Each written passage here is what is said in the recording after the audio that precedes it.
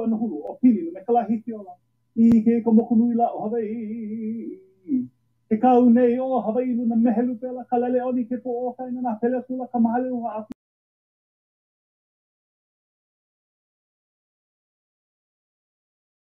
helu li mai te aloha aloha aloha aloha. Halawai Anai was composed by Isabella Haleala Kaidi Miller Deshe, mother of Helen Deshe Beamer. And Miller was taught to me by her great grandson, Mahi Beamer, one of my mentors, in September of 2002. I share it with all of you today and wish you all the best. Habilino ke aloha me oko. Aloha.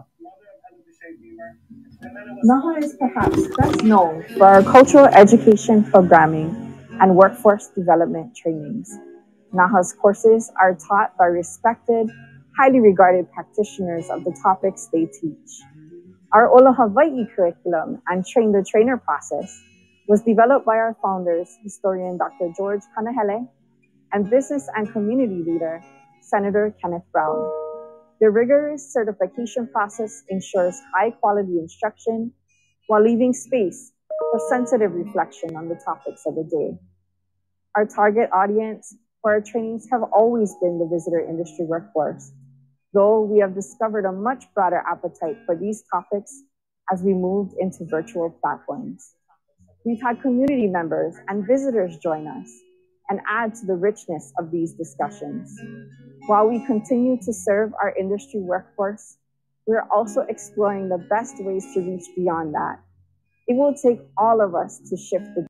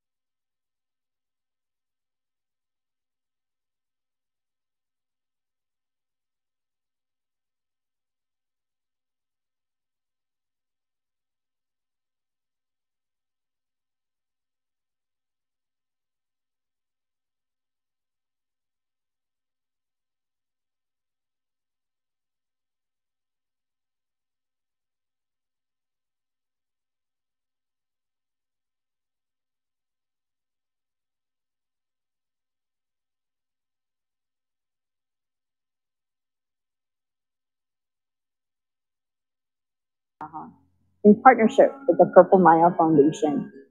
Cohort members needed to have Hawaii-based and have products that showcase Hawaii in a Pono way, speaking to our collective desires towards regenerative tourism. This work to grow opportunities for visitors to participate positively in our community and for community to contribute towards circular economy are all guided by the vision of our founders, the strategic plan of the Hawaii Tourism Authority, the priorities of community as expressed in the Destination Management Action Plans, Hawaii's sustainability goals,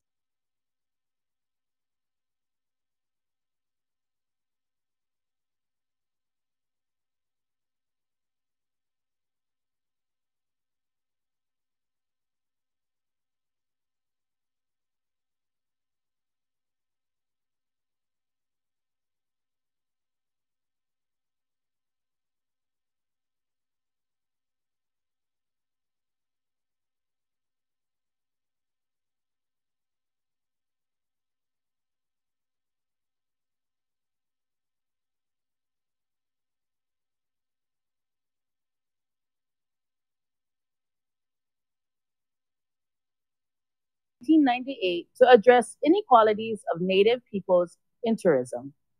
Although not included in the name of the organization, Ayanta's mission does include honoring the traditions and values of the Native Hawaiian people.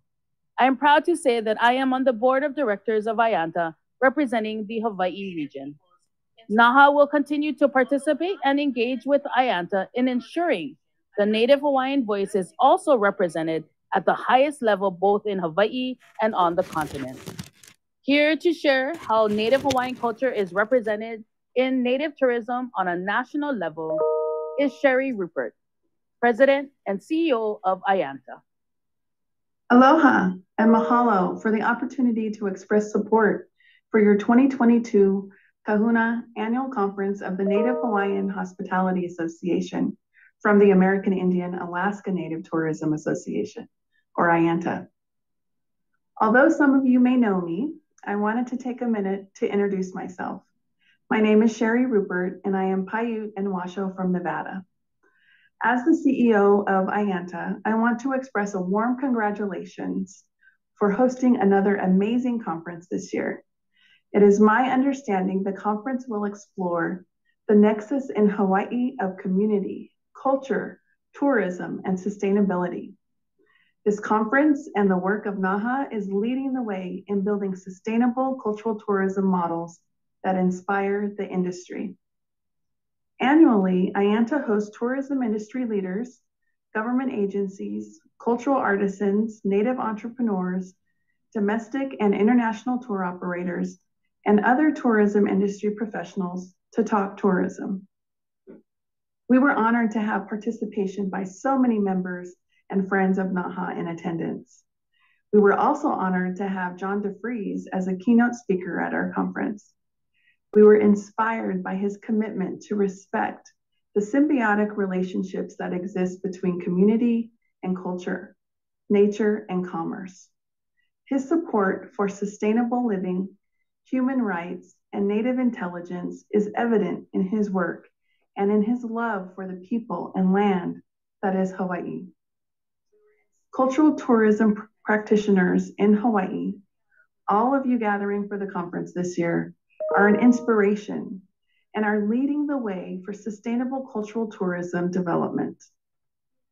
NAHA's participation at the national level through participation with Ayanta continues to nurture relationships within the industry. This work and engagement extends to Ayanta's leadership, with the Hawaiian region represented by Hi'ilani Shibata, as she currently serves on Ayanta's board of directors. The voice of Native Hawaiians is included in the initiatives that advance Native tourism efforts and best practices around the country. And although the impact of COVID-19 travel restrictions for Hawaii has been devastating to cultural tourism in the state, the approach to a regenerative tourism model is also presenting an opportunity to now reimagine what tourism will look like for Hawaii as we reemerge from the pandemic. As we begin to make the pivot to welcome our visitors back and re-engage our Indigenous communities, it is of critical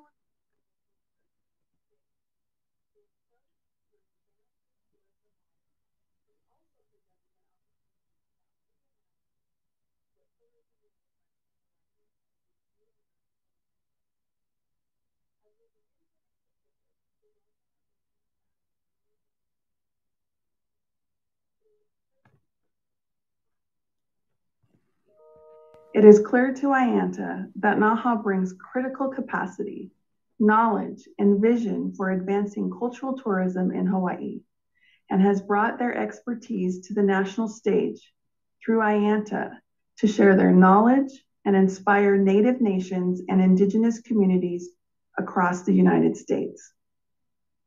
At Ayanta, we know it is critical that organizations like NAHA, who represent the Native peoples of their homelands and who have the experience and cultural lens from which to make the most informed decisions that affect these communities, be supported and represented nationally. Drawing visitors back to Hawaii and other Native nations and Indigenous communities must be done respectfully and in the most culturally appropriate way to ensure better balance and a more conscious visitor experience. As the only national organization specifically dedicated to advancing cultural tourism in Native nations and Indigenous communities throughout the country, Ayanta is proud to congratulate NAHA on its 4th annual Kahuna Conference. I have great hope for our collective futures and in cultural tourism development because of NAHA and other leaders in this field. As you continue to Malama, your homeland for this generation and the generations to come, know that Ayanta will continue to offer our support as well. Mahalo. Mahalo to Sherry Rupert for sharing with us about the support that Ayanta provides in advocating for the advancement of Native Hawaiian culture on a national level. In taking care of the place and the Native culture, it builds the foundations towards a healthy hospitality industry. Mahalo nui to all those who uplift their culture through authentic sharing as we see the travel industry as a vehicle to achieving peace around the world. Our next speaker has been with NAHA since the early years, serving as a board member and a community advocate, artist, and Native Hawaiian entrepreneur. She has been mentored by our co-founders, Dr. George Kanahele and Senator Kenny Brown, and knew them as the great advocates they were on all things Hawaiian, but also in the most human ways possible in their roles as teachers, friends, husbands, and fathers. Since the beginning, NAHA has endeavored to embody their memory and strives to continue the work they began nearly 25 years ago.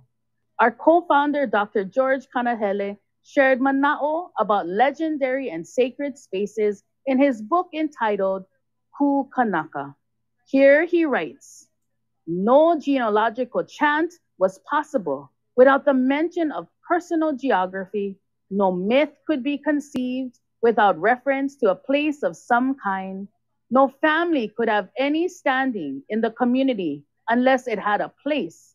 No place of any significance, even the smallest, went without a name, and no history could have been made or preserved without reference, directly or indirectly, to a place. The reference to place had enormous meaning for our ancestors, and the act of stewarding the land brings with it a deep sense of kuleana, the longing for deeper understanding and connection with the land, and a reflection into the self regarding our role as Kanaka. Here to share about the perspectives of our founders, the importance of place, stewardship, and the actions of Ma'alama Aina is Maile Meyer, owner of Namea Hawaii. NAHA is a shared vision of not only its founders, but of their ancestors and the communities they gave voice to, Kanaka, who have always been connected to place, to Onehanau, the lands of our birth, and can speak to that connection because of the times we are in. Like breathing, it is only natural for people of place, Hawaiians, to malama, to care, protect, and learn again to be in intimate relationships with Aina, wind, rain, creatures, plants. That is our rooted belief system. All are on equal footing, all considered, all connected. Through generations of in-depth observation and pilina, Hawaiians and people who support indigenous values have created regenerative, integrated systems that include land, sea, and humanity, partners with all of the elemental and natural resources that make up a planetary ohana. This representation, this voice, is an essential role NAHA can fill in Hawaii Nei, Hawaii today, especially for the visitor industry, translating the stewarding and caring of deep relationships with Honua, our living earth, setting an example of how man and nature can thrive as true partners in our changing world.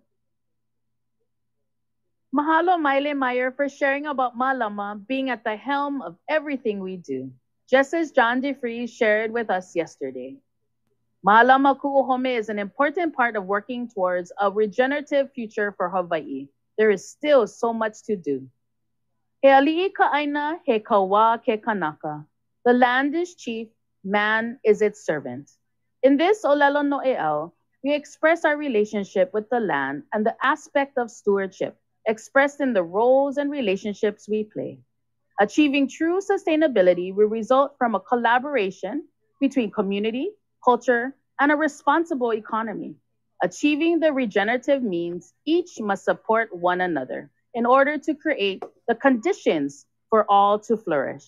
Regenerative tourism, in its roots in Dr. Kanahele's guest host place model, for so long it's been all about the guest. And as a result, the host and the place have suffered. But in the regenerative model, host and place are the supermajority.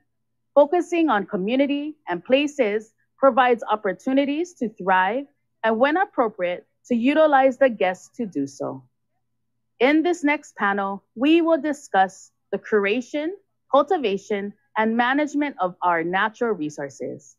What innovations are advancing the visitor industry's efforts to be better stewards of Hawaii's natural resources? Leading us in this conversation is Hannah Thompson, Sustainability Business Forum Coordinator for the Hawaii Green Growth Hawaii Local 2030 Hub. Aloha, and thank you for joining us today in our conversation about the curation, cultivation, and management of our natural resources in relation to regenerative tourism. My name is Hannah Thompson, and I'm joined by our three wonderful panelists today. Kurt Cottrell, Administrator with DLNR, Presley Wan, the President of Hui Maka'aina na Omakana, and Kalisi Mausio, founder of Hawaii Farm Trails.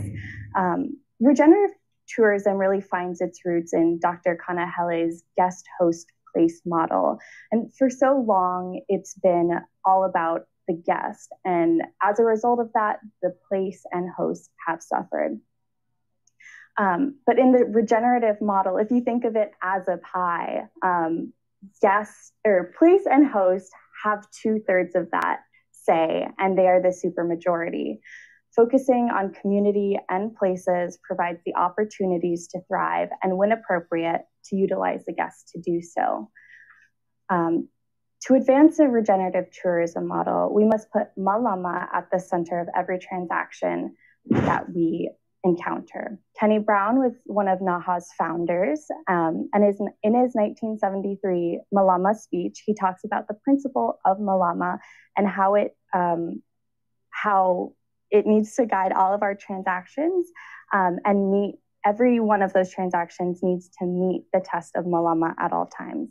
So today I am joined by three panelists who are putting Malama at the forefront of their work in natural resource management to advance a regenerative tourism model here in Hawaii. Kurt, can I turn to you first for you to give a little bit more background about how you found yourself in this work and some pivotal moments that brought you here? No, absolutely. Yeah, and it is a privilege to be here, and especially with these folks. I have an interesting path that I took to get to being the administrator of state parks. I came over in 1983 from college with a backpack to go hike the Kalalau Trail and to go up Mauna Loa, and got sidetracked in Hana Maui for about 5 years. Just things happen, you know, when you're traveling.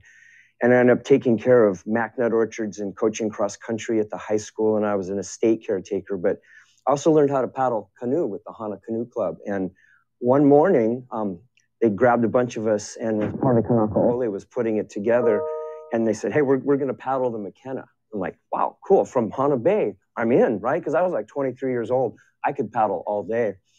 And so we're paddling down the shore, and there's a big storm coming behind us, and at every significant spot, Harley had us raise our paddles, and he did a pule. And I didn't know anything. I was a fresh off the boat haole, but I was like, wow, this is really great.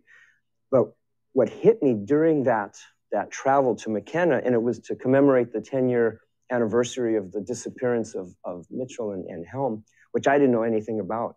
But when I pulled up at McKenna, and we had all these koa canoes and all these people, and they were chanting us in, taking us all day, I was hit with this amazing connection to both the ocean and to the landscape, and not knowing what was going on, but able to absorb and just be like this lucky guy to experience that set me in motion to a whole series of events that ended getting me to the state legislature, working for a Maui representative here. Then I was brought in to manage the new Na'alahele Trail and Access Program when it was created. And then basically from trail management went into state park management. But all along the way, even doing clearing land in Hana, and I built stone wall with stone masons. My foundation, I was so lucky. I was given this foundation of just working the landscape from the ground. And I've been able to carry that with me all the way up to now being an administrator. So instead of dirt trails, I make paper trails, but that foundation is still there.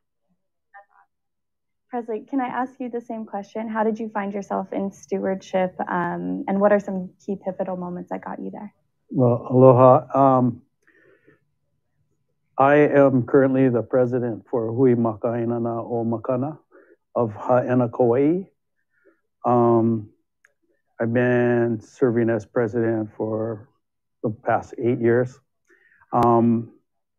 What was my kuleana in taking care of Ha'ena was, and why I do feel this sense to Malama, our place, go through 2 hurricanes, and see if that doesn't wake you up. So it was my aha moment, my wake up call, that we are canoe people, just like what Kurt was saying. We have a canoe mentality, most of us local people, as opposed to a continental mentality. But I think, again, going through 2 hurricanes and realizing the vulnerability of the state of Hawaii, we're in a canoe in the middle of the Pacific, 2,500 miles from the nearest port. So that's what made drive me into and motivate me into doing what we do. Yeah, it really is going to take all of us to get to a sustainable and a regenerative place. And Khaleesi, you're really involved in bringing people together. Can you just give a little bit of background about your path into stewardship and those key pivotal moments as well? Sure. Aloha.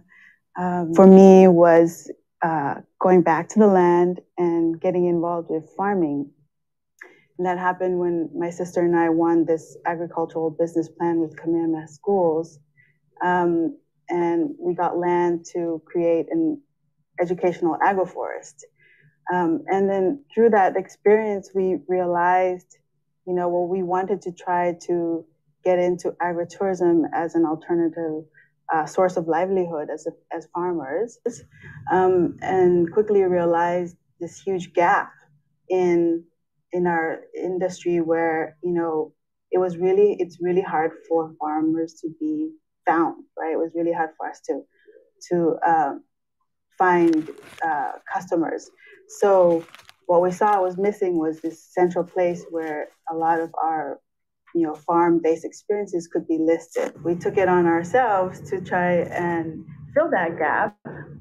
So my sister went into doing a baseline study of agritourism for Hawaii County, and then I took on the more technical aspect of creating this platform that's a website and an app that is a directory of farm experiences and farm information that can be discovered by the visitors. That's really awesome. It's so great to hear about how you all have kind of found your way to where you are now. Kurt, you said you've been working with the state in DLNR and have been really behind the state reservation systems for the parks. Can you tell us about the most recent one that was put in place, and how that's informing and managing over tourism? Well, it's interesting. The reservation system model started at Ha'ena after we had what I call the atmospheric pandemic of the floods of 2018. And the reservation system developed for Ha'ena is unique in that we had an opportunity to rebuild the parking area and shrink the patronage down. And instead of 2,000 people a day, established a limit of 900 with a lot of only 100 cars. But the reason we did that is because the Hanalei Initiative was developing a shuttle system, and the whole goal was to get all those cars off the road and try to compress that impact on Wainiha and Haena from there's people that grew up in Haena, all they knew were cars, right, and tourists, right?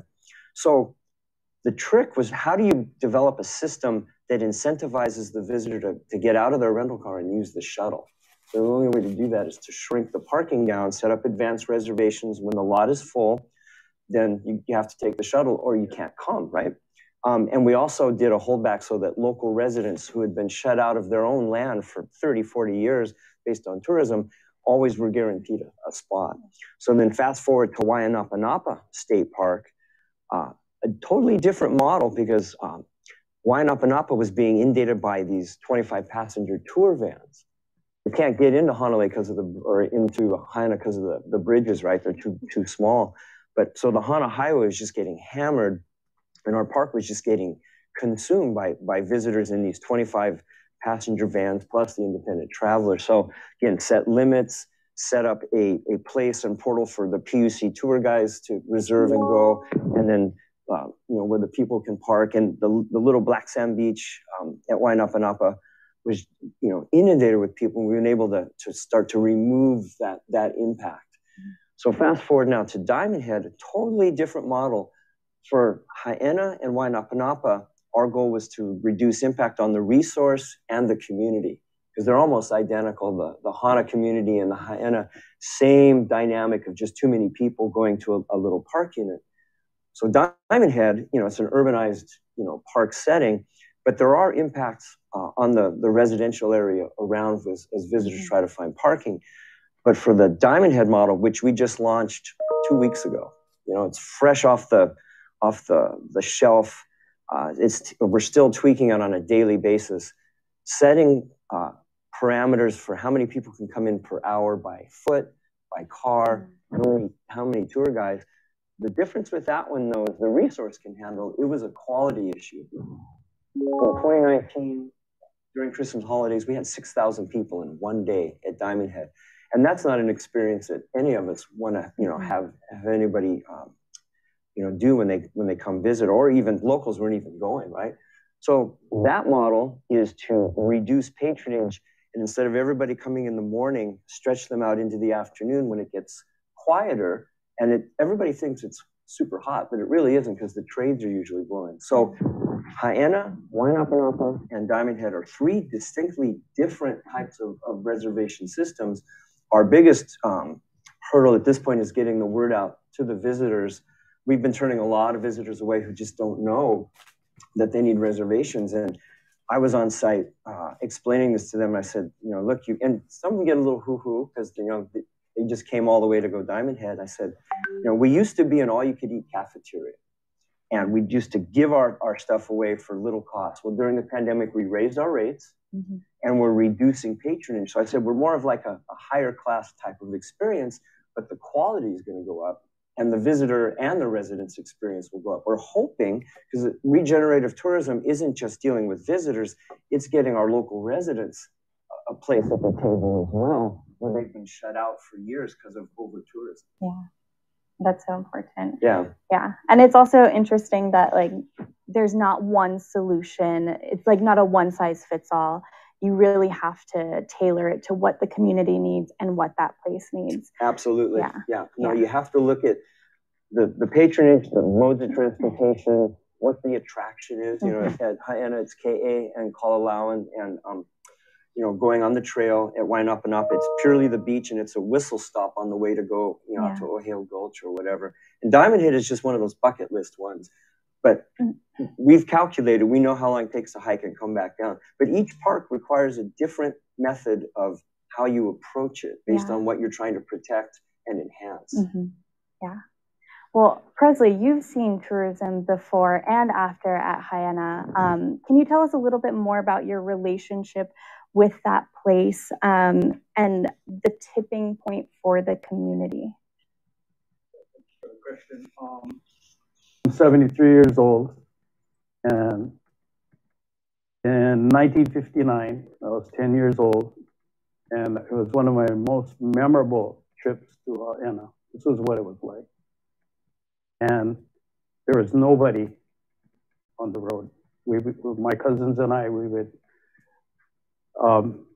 have a family reunion every year, and almost every single year we'd have a family reunion. And my cousins and I, we had the run of the road, you know.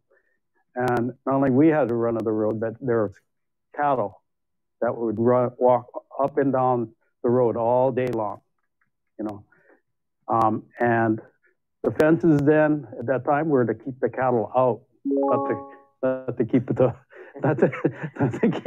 you know, encapsulate the cattle, yeah. So that's some of the things. I'm a lineal descendant of Kalalau, Ha'ena, and even Nihoa.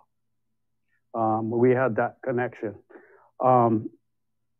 It was a wonderful time growing up then, and then fast forward to 40 years later, 1999, a group of we organized with the help of Chipper Wickman, who's been a really instrumental in protecting a lot of our natural resources in Ha'ena and elsewhere. But and Dr. Carlos Andrade, and also one of our kapuna, Uncle Tommy Hashimoto, they had this vision that we got to do something. And this is 1999. We were probably starting to get about 2,000 visitors a day, you know, and it was starting to, as Chipper Wickman would say, you know, it was starting to get loved to death. Yeah. So we knew at that point we had to do something there. It was the invasive 90%, 90+% of everything that took over the archaeological, agricultural complex that is known as Limuhuli was getting overgrown by invasive trees, you know, and destroying all the hard work of our kapuna. Some of those lo'i, like Kurt said, you know, 800 to 1,000 years old, you know. And so we decided at that point we're gonna, you know, we as a community, gonna start taking care of our place better. There were cars starting to park all up and down the roads, and it was affecting the way of life of the people of Ha'ena. And if you put it this way, you know, just wherever you live, how would you like it if all of a sudden a couple 100 cars start showing up in your neighborhood and people walking in front of your place 7 days a week? How would you feel? And nobody told you, nobody asked you. So that's where the community was in 1999. And with this formation of the Hui, we were able to work in collaboration with the state parks and Department of Land and Natural Resources. And at first, initially, especially with state parks, we've had a really good relationship with them. So they were allowed us to, you know, okay, you guys are not a flaky group, you know, this is a, you know, recognized group. There's people from the community that are strong members of the community. You know, we got recognized as a group, so they kind of turned us loose there in the Lo'i, so we were able to clear up that place. So yeah, and it's so weird to say we allowed you, because I don't think it's our place to allow you. I think we empowered you guys. Yeah. So, did I kind of answer your question? Yes, you did. That was great. Yeah. And speaking of like mobilizing and the process of changing norms and finding solutions, Khaleesi, as someone who's involved in the very grassroots level of stewardship, what are some of the challenges that you face relating to changing laws and land policy for agritourism, and how do you advocate for this balance between the two? Sure.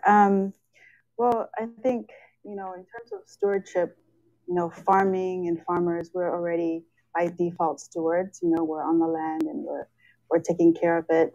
Some better than others, but definitely a lot better than the last 100 years of what's been happening with our sugarcane industry.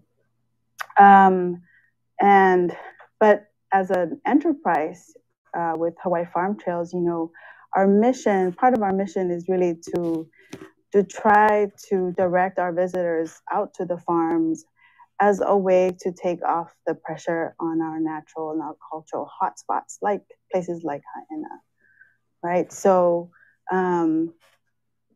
to a place where, they're set up to receive them and provide economic benefit to the farmers. At a policy level, I mean, there's a lot that needs to be changed when it comes to legislation about agritourism. Changes could be made to, make state and county laws a lot more consistent with each other, and then among the counties as well. So like one example is hospitality on farms, things like homestays and food service, like restaurants or feeding people, are not allowed on Hawaii County, but they are in Maui. So there's inconsistencies there. There's the permitting and planning process, there's confusion. There needs to be a demystifying, of that process. And right now, there are barriers that prevent some of our smaller farmers from just getting in there, So one example is needing to earn at least $10,000 as a farm business before you could even qualify to get a permit to do agritourism, right? And so those guys that have the means to go through this really confusing and potentially cost expensive process are able to get in. And then so you start to see a bit of a separation between the haves and the have-nots, even within the farming community, right? And so when you see that inequality, we're not really getting towards sustainability, in terms of by its economic definition, which is, to spread the wealth amongst everybody, especially the little guys, the ones that, are smaller family-based farmers that, the data shows, at least in Hawaii County, up to 60% earn less than $10,000 from farming, right? So we see this real inequality and disparity that can be quite discouraging for the smaller farmers, which is the ones that we try to help, build up their capacity. And I think that, this kind of poses the perception especially to the younger folks who want to farm, that farming can be difficult, and it's not lucrative. And so, yeah, those are just some of the challenges that we are uncovering, as being part of this at the ground level. That gets towards, the heart of regenerative tourism, right, which is to benefit all and that all can gain wealth from it. Yeah. And that goes back to my previous comments about when is it appropriate to utilize a guest to create benefits for the host and the place. And I think agritourism really is an example of how we might better achieve that. And I wanted to say too that, part of the permitting process, right, at least for farms, is that we are able to manage this activity better, right? Yeah. And when the process is so cumbersome, so humbug, that farmers just go ahead and do it without permitting, that makes it easier or harder to manage. And we run the risk of ending up with, places like Ha'ena where folks are coming in and we're not able to kind of preserve the rural sense of place, So that's one of the problems too is the visitor is now more hungry for that rural sense of place, and places like Pololu, The visitors discovered that there are, and social media is partly to blame for this, that some of these other experiences are more what they're looking for, except that the community and the resource was never set up to handle, the visitors coming in, and as they come in larger numbers, the communities are just getting saturated. And it's cool that the visitor wants these more authentic experiences, but it's like we're not ready for prime time to absorb them, right? And so it's a big transitional point. And I think it'd be awesome if more visitors wanted to do farm tours, and look at how, kalo is actually, cultivated and whatnot. But yeah, the areas were just that's not what the plan was. They were for subsistence. And now we're trying to integrate it. And the visitors, it's like we're racing the visitor to try to set up process before they come back in large numbers. Although they're back, we're dealing with it. Which is kind of the largest challenge for our farmers is actually finding the customer and getting them to come over, come to the farm and to visit. Yeah. Right. So then, but then, like you said, we have to be really careful. What they need is marketing, right? But we have to be really careful about how we do that so that we don't run the risk of random people showing up in random places at the wrong times, and disturbing our, rural community and the health of our rural communities.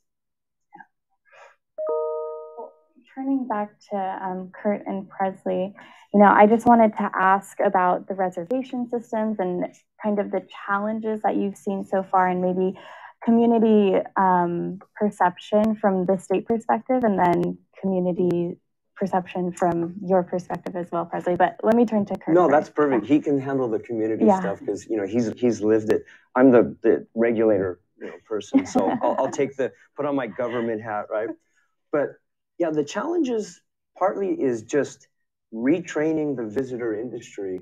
Like I said earlier, we're not an all-you-can-eat buffet anymore. You gotta make reservations. So part of the challenge is really just getting the word out through the various hoteliers and through the Hawaii Tourism Authority points of contact that we're changing up our business plan.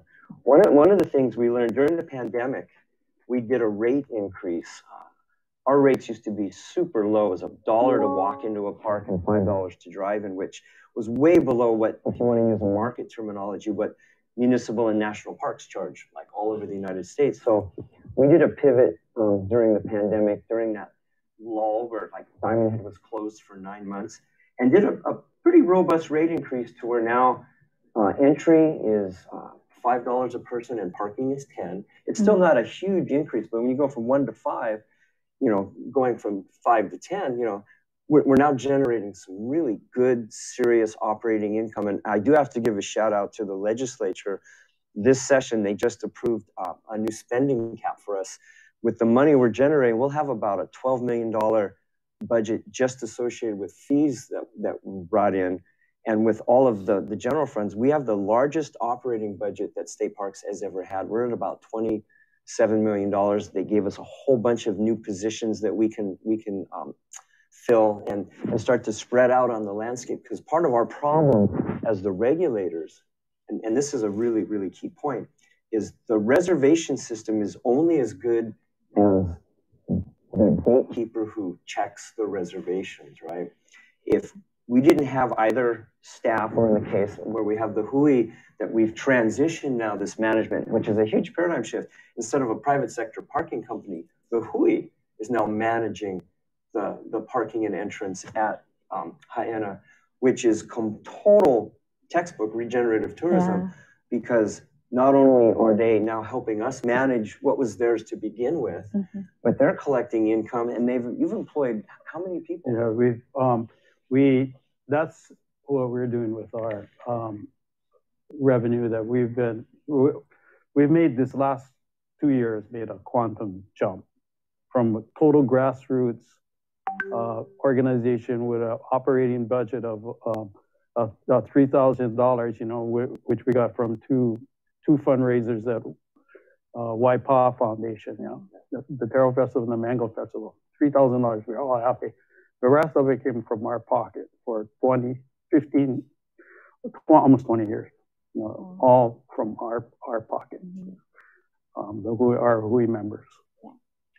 And I think from a community standpoint and the feedback that we've been getting is exactly that, you know, is we're trying to regenerative tourism for us is taking that money that we're getting, the revenue and the parking, and recycling it back into employment.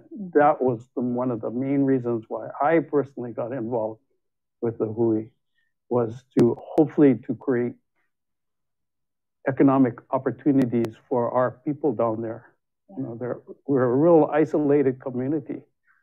And so it was really important that, you know, with the shuttle system, especially, and Hanalei Initiative, which is another nonprofit group that is umbrellaed on us, but actually they're the drivers. Yeah. They have amazing... Literally, because they're driving the shuttle. Yeah. And they have all this data, you know, I mean, amazing data, how many people we're turning away, how many people are parking, you know, and basically we're keeping people off the road. They're not driving out there. The thing that we really want to push is having our visitors try and educate themselves when they come down there. Educate yourself about the geography. It's part of being a good visitor. Educate yourself about the places you're visiting.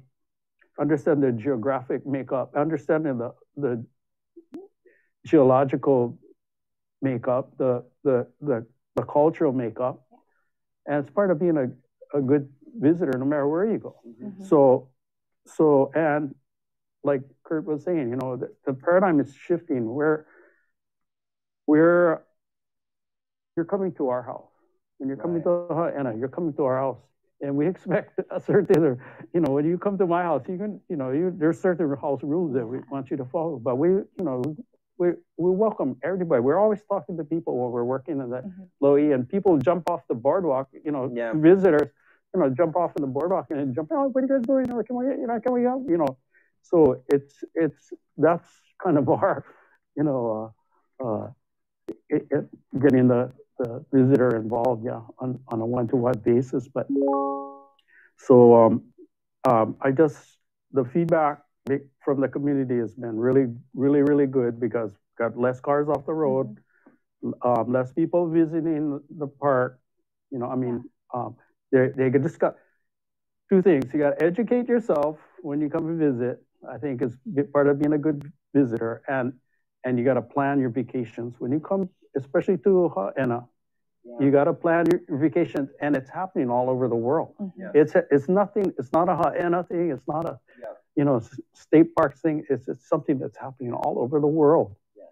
And people are, you know, countries, religious sites, you know, famous geological, you know, Monte Picchu, and you know, all the places, all these religious sites too. You know, they're all managing the numbers. So, over-tourism it's not just here.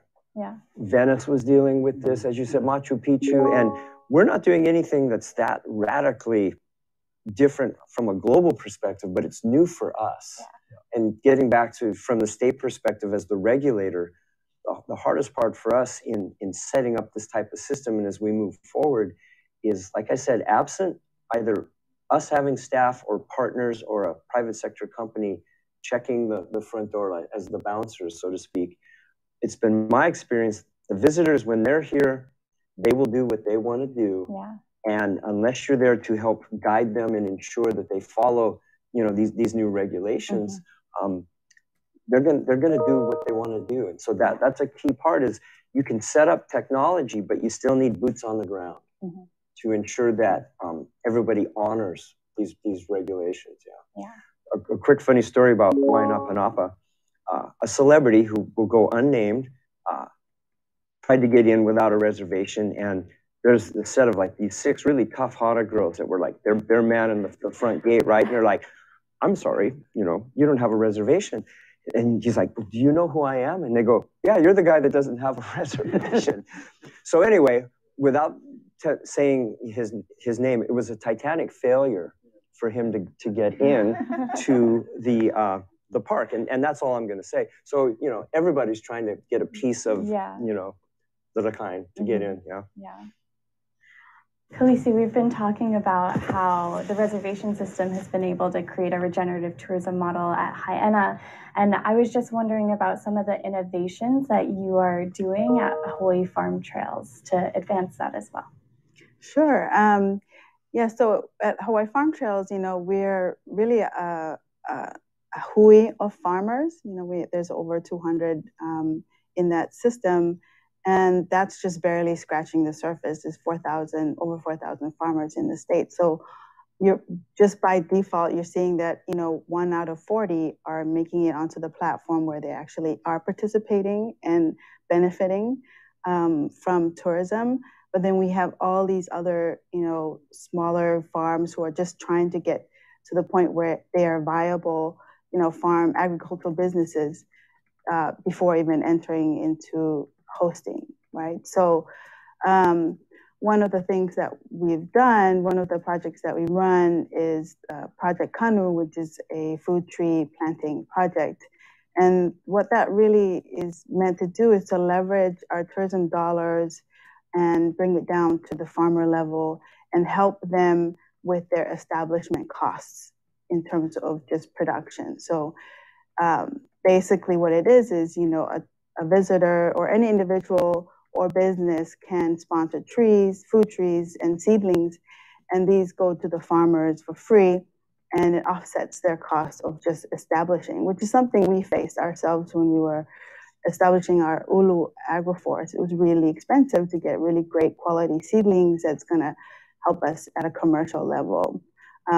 At the same time, they're benefiting from the, you know, the harvests from those crops, and then also, you know, environmentally, it's stabilizing and regenerating their soil.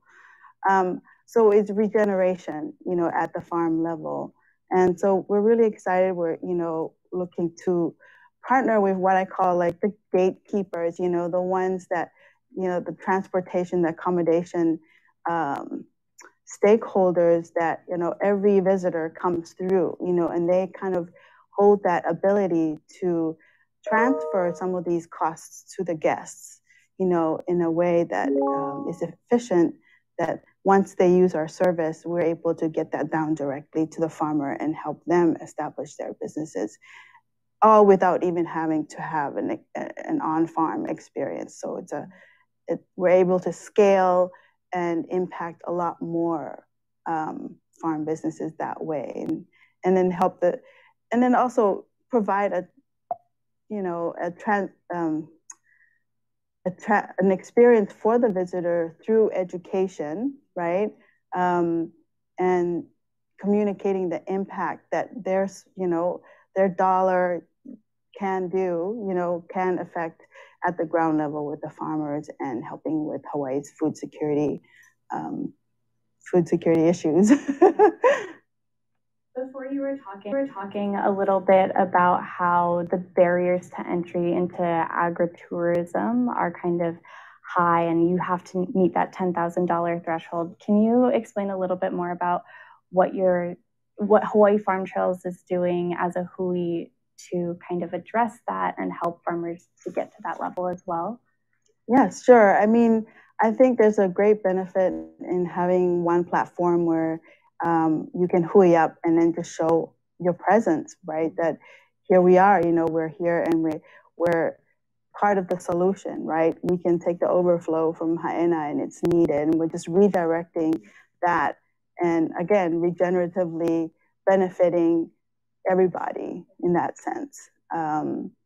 So that is one way of helping promotion, you know, promotionally, like for farms to get more business from our visitors, they need to be seen and heard.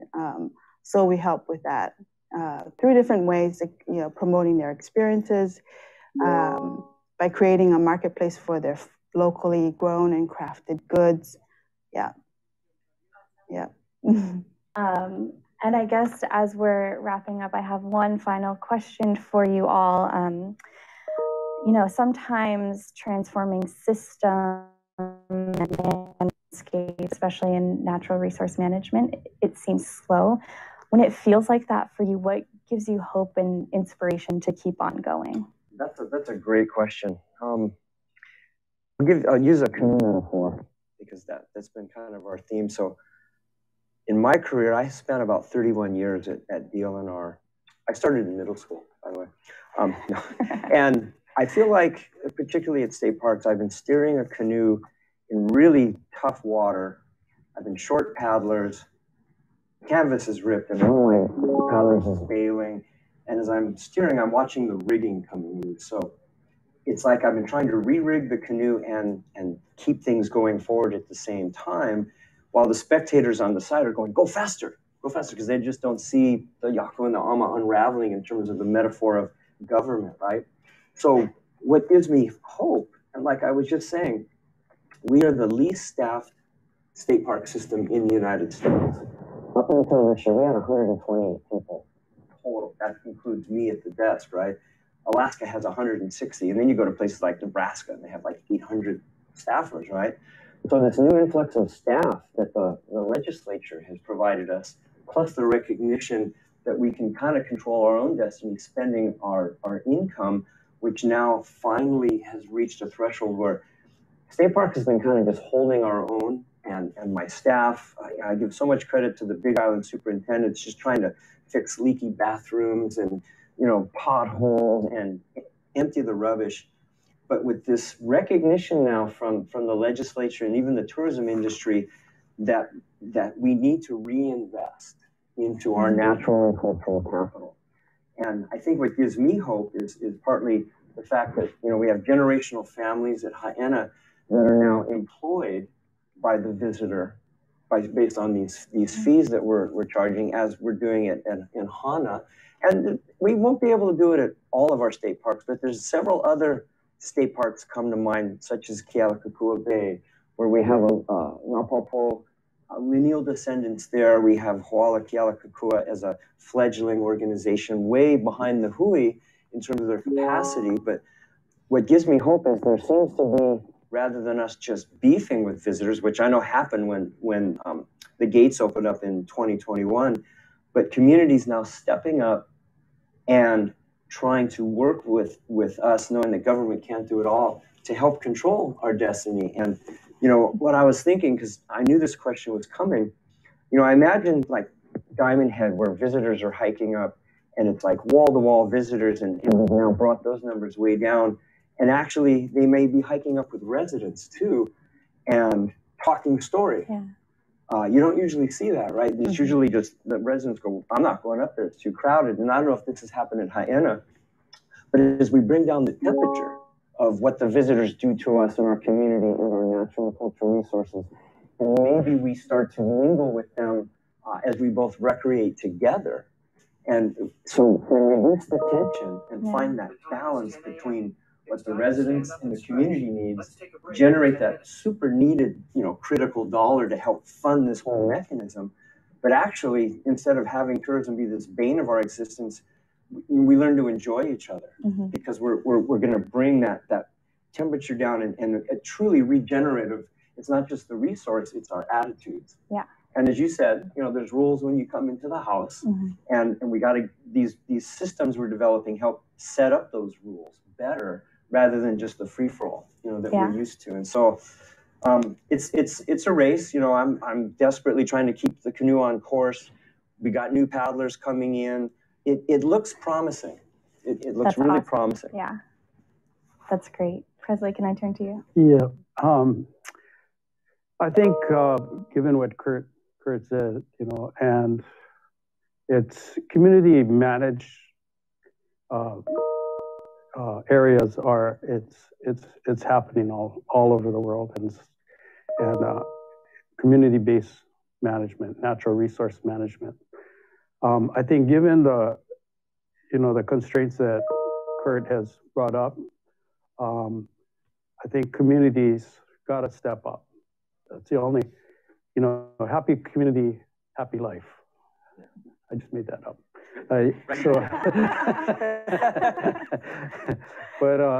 But I think, you know, again, we're here to help the state. And I think, again, if any takeaway from this for me is that, and any message I want to send is, again, it's been a story of collaboration.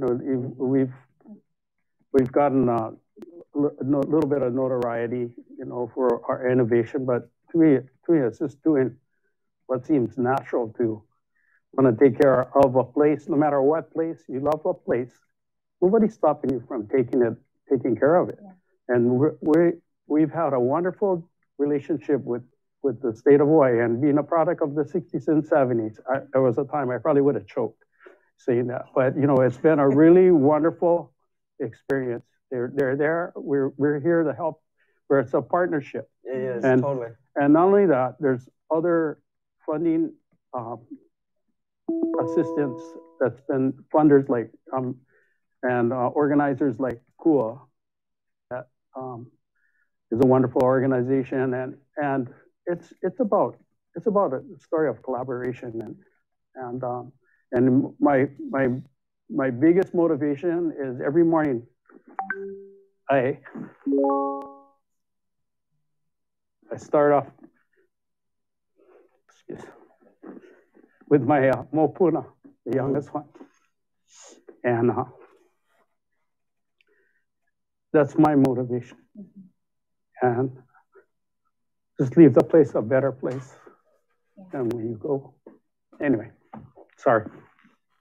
No, that's so important. Yeah, I think thinking about the next generation and how we can leave it better for them. That's why we do all this. Yeah. Really. Yeah. And Khaleesi, can I turn to you? Sure. I mean, I'd say the same. My children inspire me to keep going in this fight for the farmers. We have Pacific Island heritage, and in the next few decades, some of our Pacific Islands are going underwater. And so I believe that farmers are a big part of that solution, and by building their capacity, we're just making sure we are all resilient in the face of all of that, right? So that inspires me to keep going and, keep fighting the good fight. Well, thank you all for the amazing work that you're doing to make our natural resources more resilient and preserving them for generations to come. It's been really great talking with you all and getting to learn from you. Mahalo. Mahalo. Yeah. It's been an honor. Now I'm hungry. I'm ready for some ulu. Yeah.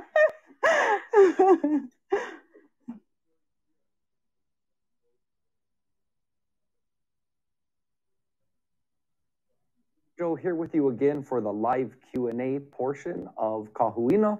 And with me in the studio today is Malia Sanders, just like yesterday, and the moderator from that panel, Hannah Thompson from Hawaii Green Growth. Aloha, Hannah. Aloha. And then via Zoom, we also have our panelists, Kurt Cottrell, Presley Wan, and Khaleesi Mosio, who are joining us via Zoom as well. Aloha, you guys.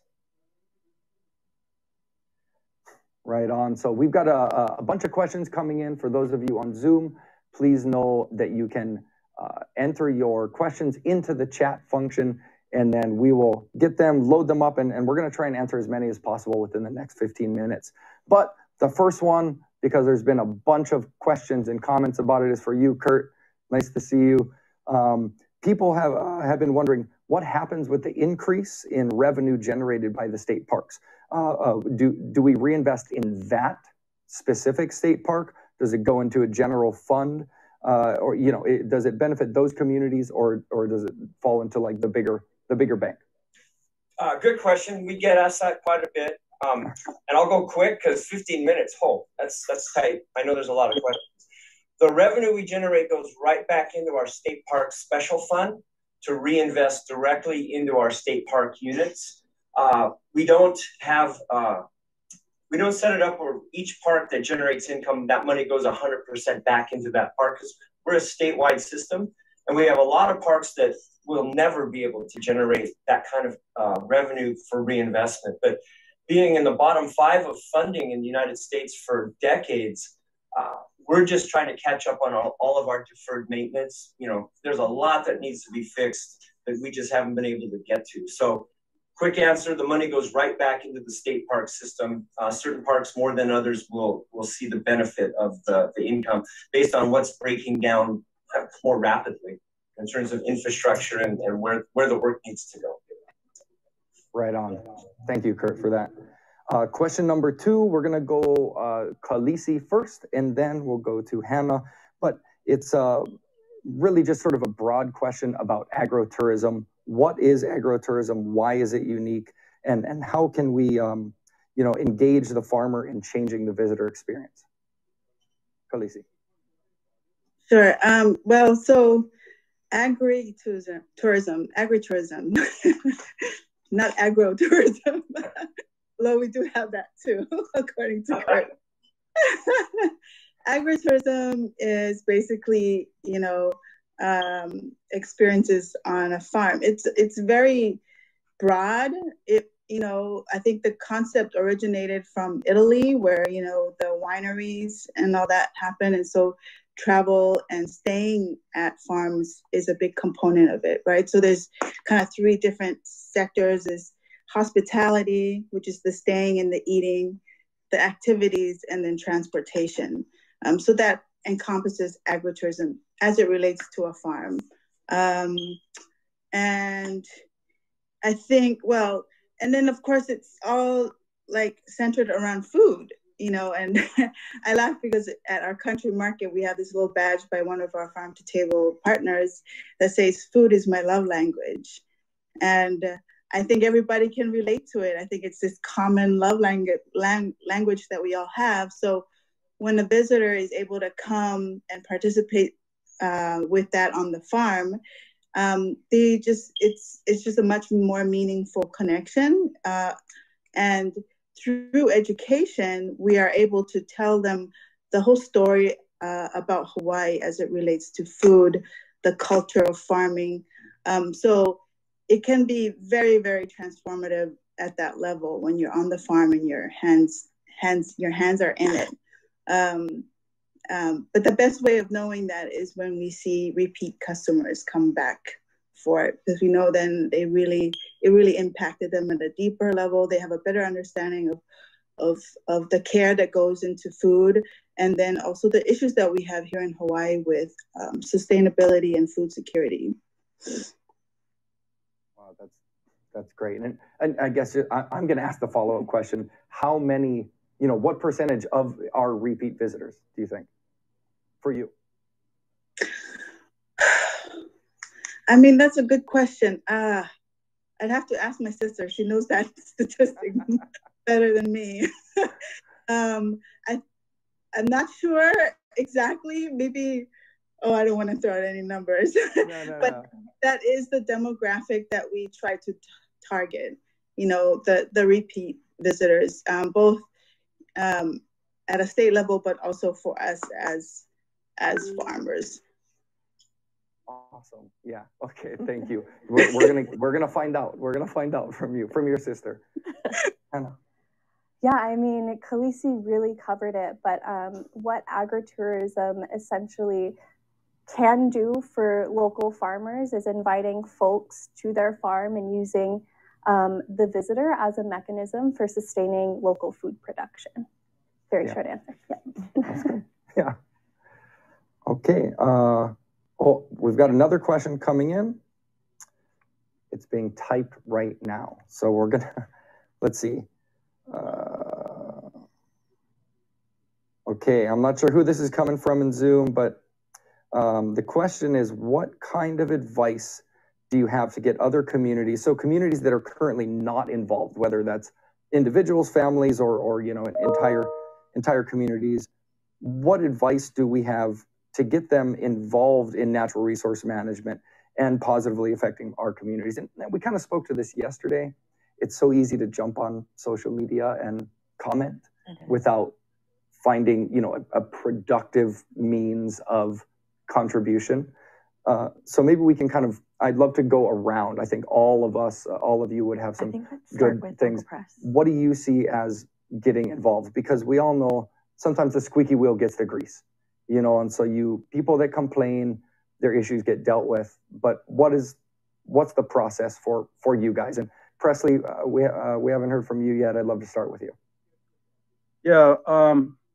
Well, the answer that comes to my mind, and one of the solutions is I was at my friend's house one day, and we were talking a serious subject, and over a couple of Frosties, and he said, you know, we were talking about, you know, some pretty heavy stuff, and he goes, you know, Presley, there's two kind of people in the world. There's the doers and the talkers. Who are you gonna be? So, you know, you got to do it. You just got to do it. You just got to organize yourself. I don't know about social media. That's out of my realm, but, you know, it was just the community itself that organized itself. And to have any kind of success, it's got to be, no matter what, you know, we do a lot of work with a lot of scientific communities, a lot of all kind of different entities that are interested in what we're doing in Haena, but it all comes back down to that same question: what do you attribute your successful to? And it's the community. You got to organize yourself, and there's no other way around it than communication and just having a conversation with your neighbor and organizing. So that's my simple answer. Kurt, I'm going to go to you next, because sometimes people feel really hesitant about reaching out to governmental agencies, you know, calling them up. They just don't know what to do, right? There's a barrier there, right? But can they do that? How do they do that? How can people get involved in that way with the state parks? Good segue. And Presley, you forgot to mention that it takes a couple of Frosties during the discussion when you're doing the community building. But there's two ways, and I understand we're intimidating as government. People don't understand how to, you know, difference between state, county, and federal sometimes. But the quick answer for the Haena model, unfortunately, it requires a little bit of legal background creativity, like a 501c3. We can't just do any kind with a community group and where there's large sums of money. We have this fiduciary and legal responsibility. The community group has to form some kind of a legal entity, like they've done at Haena, where they redid their 501c3 bylaws to go from terolo'i, cultivation and restoration, to also visitor management, right? So that their nonprofit matches the mission. Now, we have about 30 curatorships throughout the state where people can just come and help us. And we always encourage community groups that want to go and help us restore the Aina or the feature or wherever that's in their community. That's easy. That's a 5-year agreement. We go to our land board, we bang it out. Insurance is usually involved, but those are the two pathways. Form a 501c3, incorporate, especially if money is going to move through the system. Then there has to be a good set of checks and balances. And then in regards to just stewardship, just approach us. You know, we're easy to get to at state parks. If you have a group of people and you want to go out and just go provide stewardship, that's the easy part. Khaleesi, any thoughts on that? On how to be involved with? Yeah, how to be involved. I mean, obviously you are, but you know, if you don't have advice for other people, just, you know, how did you get involved? What was the spark? Oh, yeah. I mean, as a farmer, we're living it. You know, our challenges, I understand the challenges firsthand. Farming myself, I mean, like just being able to afford seedlings, being able to fence my farm, you know, there's these financial challenges that farmers have to face, and it's much more difficult to overcome when you're at a small scale level, which the majority of farms in Hawaii are. But, you know, I mean, like besides the need to market themselves, which is a really big need for farmers, it's really expensive to market yourself to the tourism industry. And so farmers, but also small businesses really suffer because they cannot like be on that bring themselves to the table like everybody else who's able to afford marketing themselves. But second to that is labor for the farmers. You know, they need that help because labor is one of the highest costs to generate food on the farm. And so the ability to have that agritourism that allows for farm stays, you know, this is also like a legislative challenge, can be super helpful. And so being involved in that way for just a layperson would be wonderful. And I think most farmers are welcoming of that. But I really think that the onus is on our industry partners in the tourism sector to really take it on themselves to incorporate agritourism or, you know, those who advocate for them into their sustainability plans and goals. Right on. Awesome.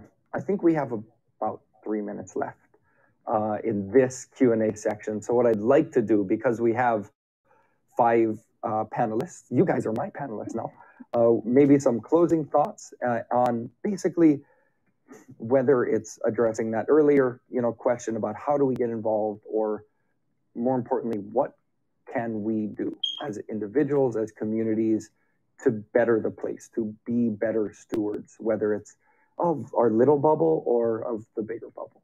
And we'll start with you, Anna. Yeah, so going back to your first question, like what can people do to get involved in stewardship? The Aloha Plus Challenge dashboard has a community calendar where organizations can upload events if they want the community to come out and participate in their stewardship, or you can find events and sign up on the website directly. So that's one just very easy, actionable step that people can take. But I think moving forward, it's going to take all of us, and just never underestimating the power of community and having a network, but also common values and aligning those values to an end goal, which we all want is a more resilient, sustainable Hawaii. Oh, easy. Malia? Going off of what Hannah has shared, I think seeing organizations like Uncle Presley's connecting with the DLNR and working on projects like that really gives me hope that there are other community groups out there that are kind of just wanting to see how someone else has done it and maybe let that inspire them. And so for me, that is what really gives me hope, is I know there are many, many community organizations out there doing stuff on the Aina, on the land. And I think when that collaboration comes together, it becomes such a beautiful thing, but it's also a thing that gives hope to so many other people. Mahalo. And then I'm gonna pass it back, and I like the order we had there, but we're gonna go reverse this time. So any closing thoughts on, you know, how to get involved, what we can do to be better stewards from Khaleesi, Kurt, and Uncle Presley, and Big West? Sure. I mean, you know, I think there was a question that was posed there about how about the farmers who don't necessarily want to engage in tourism, but they should be able to share in the wealth equitably. That's what is the basis for sustainability. I think that, I mean, that's how we try to address that with our Project Kanu. That's what it's called. And it's a way to just get that financial help down directly to the farmer, even if they don't want to engage in direct tourism activities. So in the end, they are also able to share the wealth from our tourism industry. And mahalo, Naha, for allowing me to be part of this panel. It's been great. Yeah, aloha. I just wanted to touch a little bit on what Hannah had to say, where she kind of she mentioned like values, you know, and one of our main values as Kanaka Maoli is ho'okipa.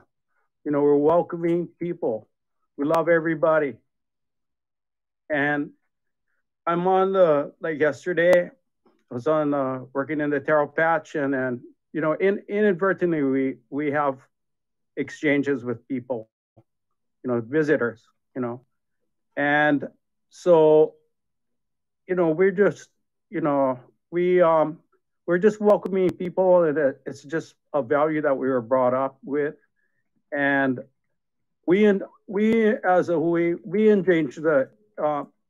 the exchanges with our visitors also. I don't want to give them a bad, any kind of a bad connotation, but I just want to thank you for allowing us to have this opportunity to tell a little bit about what we're doing in Ha'ena. And I'd just like to make a shout out to Sue Kanoho, who's been also a representative, a strong advocate for tourism and responsible tourism here on Kauai. So mahalo for this opportunity. I just want to say thank you. Mahalo for, this has been a great discussion. It really does give me hope, learning about the Farm Trail Initiative. And we're engaged at state parks and at DLNR. It's not just us at parks. Division of Aquatic Resources needs help for the marine environment. Our Na'alahele program needs help for the trails, right? We can offer some opportunities at state parks, but keep in mind, it's not always about the money and the income. It's about putting back in. And I understand everybody has day jobs, so it's tough for the community, and we totally respect that. But this has been extraordinarily a big privilege, and I just want to thank you guys. Truly. Thank you, Khaleesi, Kurt, and Presley for jumping back on with us today. Of course, Hannah, thank you so much for being here. And I'm going to pass it back over to Hi'ilani Shibata for this next section. Mahalo, you guys. Mahalo nui to all of you for those great questions and for sharing your mana'o with us about the creative ways in which technology is being incorporated in managing tourism hotspots and showcasing community-led organizations who are engaged in Ma'alama Aina to offer examples of how community groups are helping the industry move towards more of a positive global existence. Our next speaker is Kalani Ka'ana'ana, Chief Brand Officer of the Hawaii Tourism Authority. His kuleana is to ensure that in the pursuit of regenerative tourism and in our message to the world, that our alo reflects the priorities, aspirations, and realities of our homeland, our velo. The investment in nurturing these priorities and aspirations are especially important to the needs of our communities as articulated in the Destination Management Action Plans. Aloha mai kākou, o wau na ho'i o Kalani Ka'ana'ana, o wau ka Luna Alo Velo no ka Hawaii Tourism Authority. I'm Kalani Ka'ana'ana, Chief Brand Officer at the Hawaii Tourism Authority. Talking to you today from beautiful Waikiki. It's a pleasure. My role at HTA includes 4 pillars. The first is our natural resources, our aina, our kai, all of that good stuff. Our Native Hawaiian culture programs, community programs, and brand marketing programs. And really, how do I bring those 4 pillars together in a way that is cohesive and brings all of that energy and focus toward improving a couple of things. First and foremost, our quality of life as Kama'aina in this place that we get to call home, its protection of our communities, and then also the experience that visitors have and what kind of experiences they're able to go see and do and how they go about that. And so really I'm excited about being able to bring the 4 pillars together in my work as the Chief Brand Officer at the Hawaii Tourism Authority. Today here at Kahuina, we hear from panels on a number of different subjects that range everything from Olelo Hawaii, our language of comfort in our home here in Hawaii, but also to our natural resources and other topics. And I'm so grateful to the Native Hawaiian Hospitality Association for bringing Kahuina together, bringing these conversations to the fore, and really giving us an opportunity to delve deeply into these important subjects. When I think about the vision that we have at the Hawaii Tourism Authority for regenerative tourism, it really is this idea of holistic destination management, that we no longer can focus on just the economic outcomes of tourism. We need to think about beyond that, holistically, all of the impacts on traffic, our natural environment, et cetera. And so we're excited to have these conversations today. The conversation we just left around natural resource management and transitioning into this one about Olelo Hawaii is really a unique transition for me personally. How do we unlock a Hawaiian worldview? And that's Mako Olelo Hawaii. And through Hawaiian language, we're able to see the world and the issues before us in a different lens. And I think it's really important that we explore that indigenous viewpoint, both in our natural resource management, but also in broader tourism issues. So I'm really grateful to both panels for the talks today. Today at Kahuina, I think we have a collective call to action, and that call to action that's been discussed over and over and over again is Malama Hawaii and Malama Ku'uhome. How do we care for our beloved home, and what steps can we take as individuals to make this world a better place, and how do we care for one another? How do we care for our communities? How do we care for our natural resources, our Olelo Hawaii, of course? But actually, how do you then, as an individual, impact the businesses you're at and the roles that you're in, whatever industry it may be, whether you're in ground transportation or hospitality more generally? I think about insurance. I think about natural resource managers that are in the Kuahivi and that are doing this work up there. How do we all collectively think about Malama Hawaii? And how do we make that a part of all of the decisions we make, both at home, personally, and in work in our roles as leaders? So my call to action today to everyone here attending Kahuina is Malama Hawaii. Malama Hawaii, how do we do that? How do we make sure that we focus on investing in what makes Hawaii a unique place to live, call home, and to visit? Mahalo again to the Native Hawaiian Hospitality Association for bringing us together at Kahuina this year. And we're so grateful for the ongoing partnership of over 2 decades with NAHA and the HTA. From the bottom of my heart, I'd really like to thank each of you for attending today and making the time. We know everybody's busy. There are so many things going on, so much work to be done, but your presence here today is really what's going to help us collectively move together and to address these challenges in our communities. Mahalo everyone for joining us. Aloha. Mai ka piko ana o ka la I hae ai kona velona I lehua. Ola Hawaii, ka olelo makuahine o ka aina. From the rising of the sun in Haʻehaʻe to where it sets in Lehua, Hawaii thrives on the mother tongue of this aina, Olelo Hawaii. While we celebrate Mahina Olelo Hawaii every February, it is certainly not enough time to truly normalize the use of Olelo Hawaii in our communities, in our workplace, and beyond. However, within this challenge lies an opportunity. For the first time in Kahuina history, NAHA will be sharing a panel executed purely in Olelo Hawaii. For many in our audience, this may be the first time that they will continuously hear Olelo Hawaii spoken for more than just a few minutes. For NAHA, the resilience of our language is also intrinsically tied to its use in the visitor industry, and therefore, we have undertaken this panel in its purest form. Subtitles will be provided in English, and we will utilize technology to connect all of us together. Our language truly lives when we insist on speaking continuously and ask for your kokua to further our efforts towards the normalization of the Hawaiian language. For those who are not fluent, we encourage you to follow along in the conversation with us using the subtitles and hope that you will continue your education in Olelo Hawaii by checking out some of our fundamental language resources available on naha.com. In this panel, we will discuss how technology has accelerated efforts to grow the community of Hawaiian language speakers, including those within the visitor industry. We will discuss the utility of Hawaiian language today and how we continue to work on building a thriving network of Hawaiian language speakers to support our desires for Hawaiian language revitalization and normalization. We will be exploring in the conversation the nexus for practical application in the visitor industry and how language is being used on the world stage. Leading us in this conversation is Kuanoni Kaniaupio Crozier, a team member from the Olelo Bar at Aulani, a Disney resort and spa. Pelina aloha mai kākou, mai ka lā puka I hae a velo I ka mole ole wole hua, aloha nui loa kākou.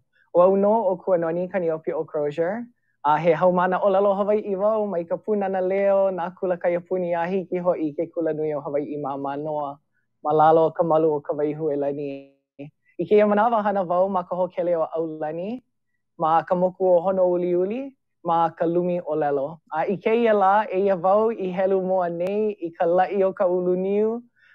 E kama ilio ana me keia mau loea o ka enehana a me ka olelo Hawaii. E wala au no ka ho'okuluma I ana o ka olelo Hawaii ma ka pae aina nei. Nui ko'u hau'oli keia la e ho'olauna mai I keia wahine, ui, a olu ho'i e noho mai nei ma ko'u au. He luna hope no Awaiaulu, he haumana o ka olelo Hawaii. Ai keia manawa he kumu, ma ke kula ki'e o Moloka'i, A ma ko'u au ke kahi, ke ia alaka'i hano o ka enehana o Hawaii nei, Ko mako ka ano kia mana'o he me'e paha o ka enehana ma ka ho'okumu ana I nā papahana he nui ma ka olelo Hawaii. I ho'ohana nui ia I keia la. I keia manawa he kumu ʻoe, ma ke kula nui o Hawaii ma Maui. Ai, ke kāko'o nei ʻoe I ka IHM, ʻoia ho'i ka Institute of Hawaiian Music. Ka Institute of Hawaiian Music, Ano leila mahalo nui a olua no ka hele ana mai I keia la. Nui ko'u hoihoi e kama ilio pū kākou no ka enehana a me ka ho'okuluma olelo Hawaii. Aloha. Mahalo ke kona ana mai. Mahalo ko olua hele ana mai keia la. O ke kumu nui o ko kākou hui ana I keia la, oia ho'i ka wala'au ana no ka ho'okuluma I ana o ka olelo Hawaii ma o ka ho'opuka ana o na ano enehana like ole. Aka mamua o ke kamaʻilio ana no ia ho'okuluma ana, mamake wau e kamaʻilio no ke a'o ana I ka olelo Hawaii. Maopopo iaʻu nui nā ala e a'apo I ka olelo Hawaii I keia la. I keia au e holo nei. No leila, hiki paha ia ʻolua ke wehewehe mai, mo'olelo mai no ke a'o ana I ka olelo Hawaii? Pehea? Ia ʻoe paha ka mua. Ia ʻoe. O kou I ka mua. Well, ulu ka hoihoi I loko o e a'o I ka olelo Hawaii ma mole o ka ohana ma ka himeni a ho'okani pila no na himeni Hawaii. Ike wau a'ole I pa'apono ko olelo, hema ko olelo no laila komo wau I ka papa ahiahi ma ke kula nui o Hawaii ma Maui. Ma ka papa ahiahi? Ma ka papa ahiahi I ho'omaka ai me kumu Hokalani Holt. A laila pi'i ai ka hoihoi komo wau I nā papa ma'amau o ke kula nui me ki Ope Raymond.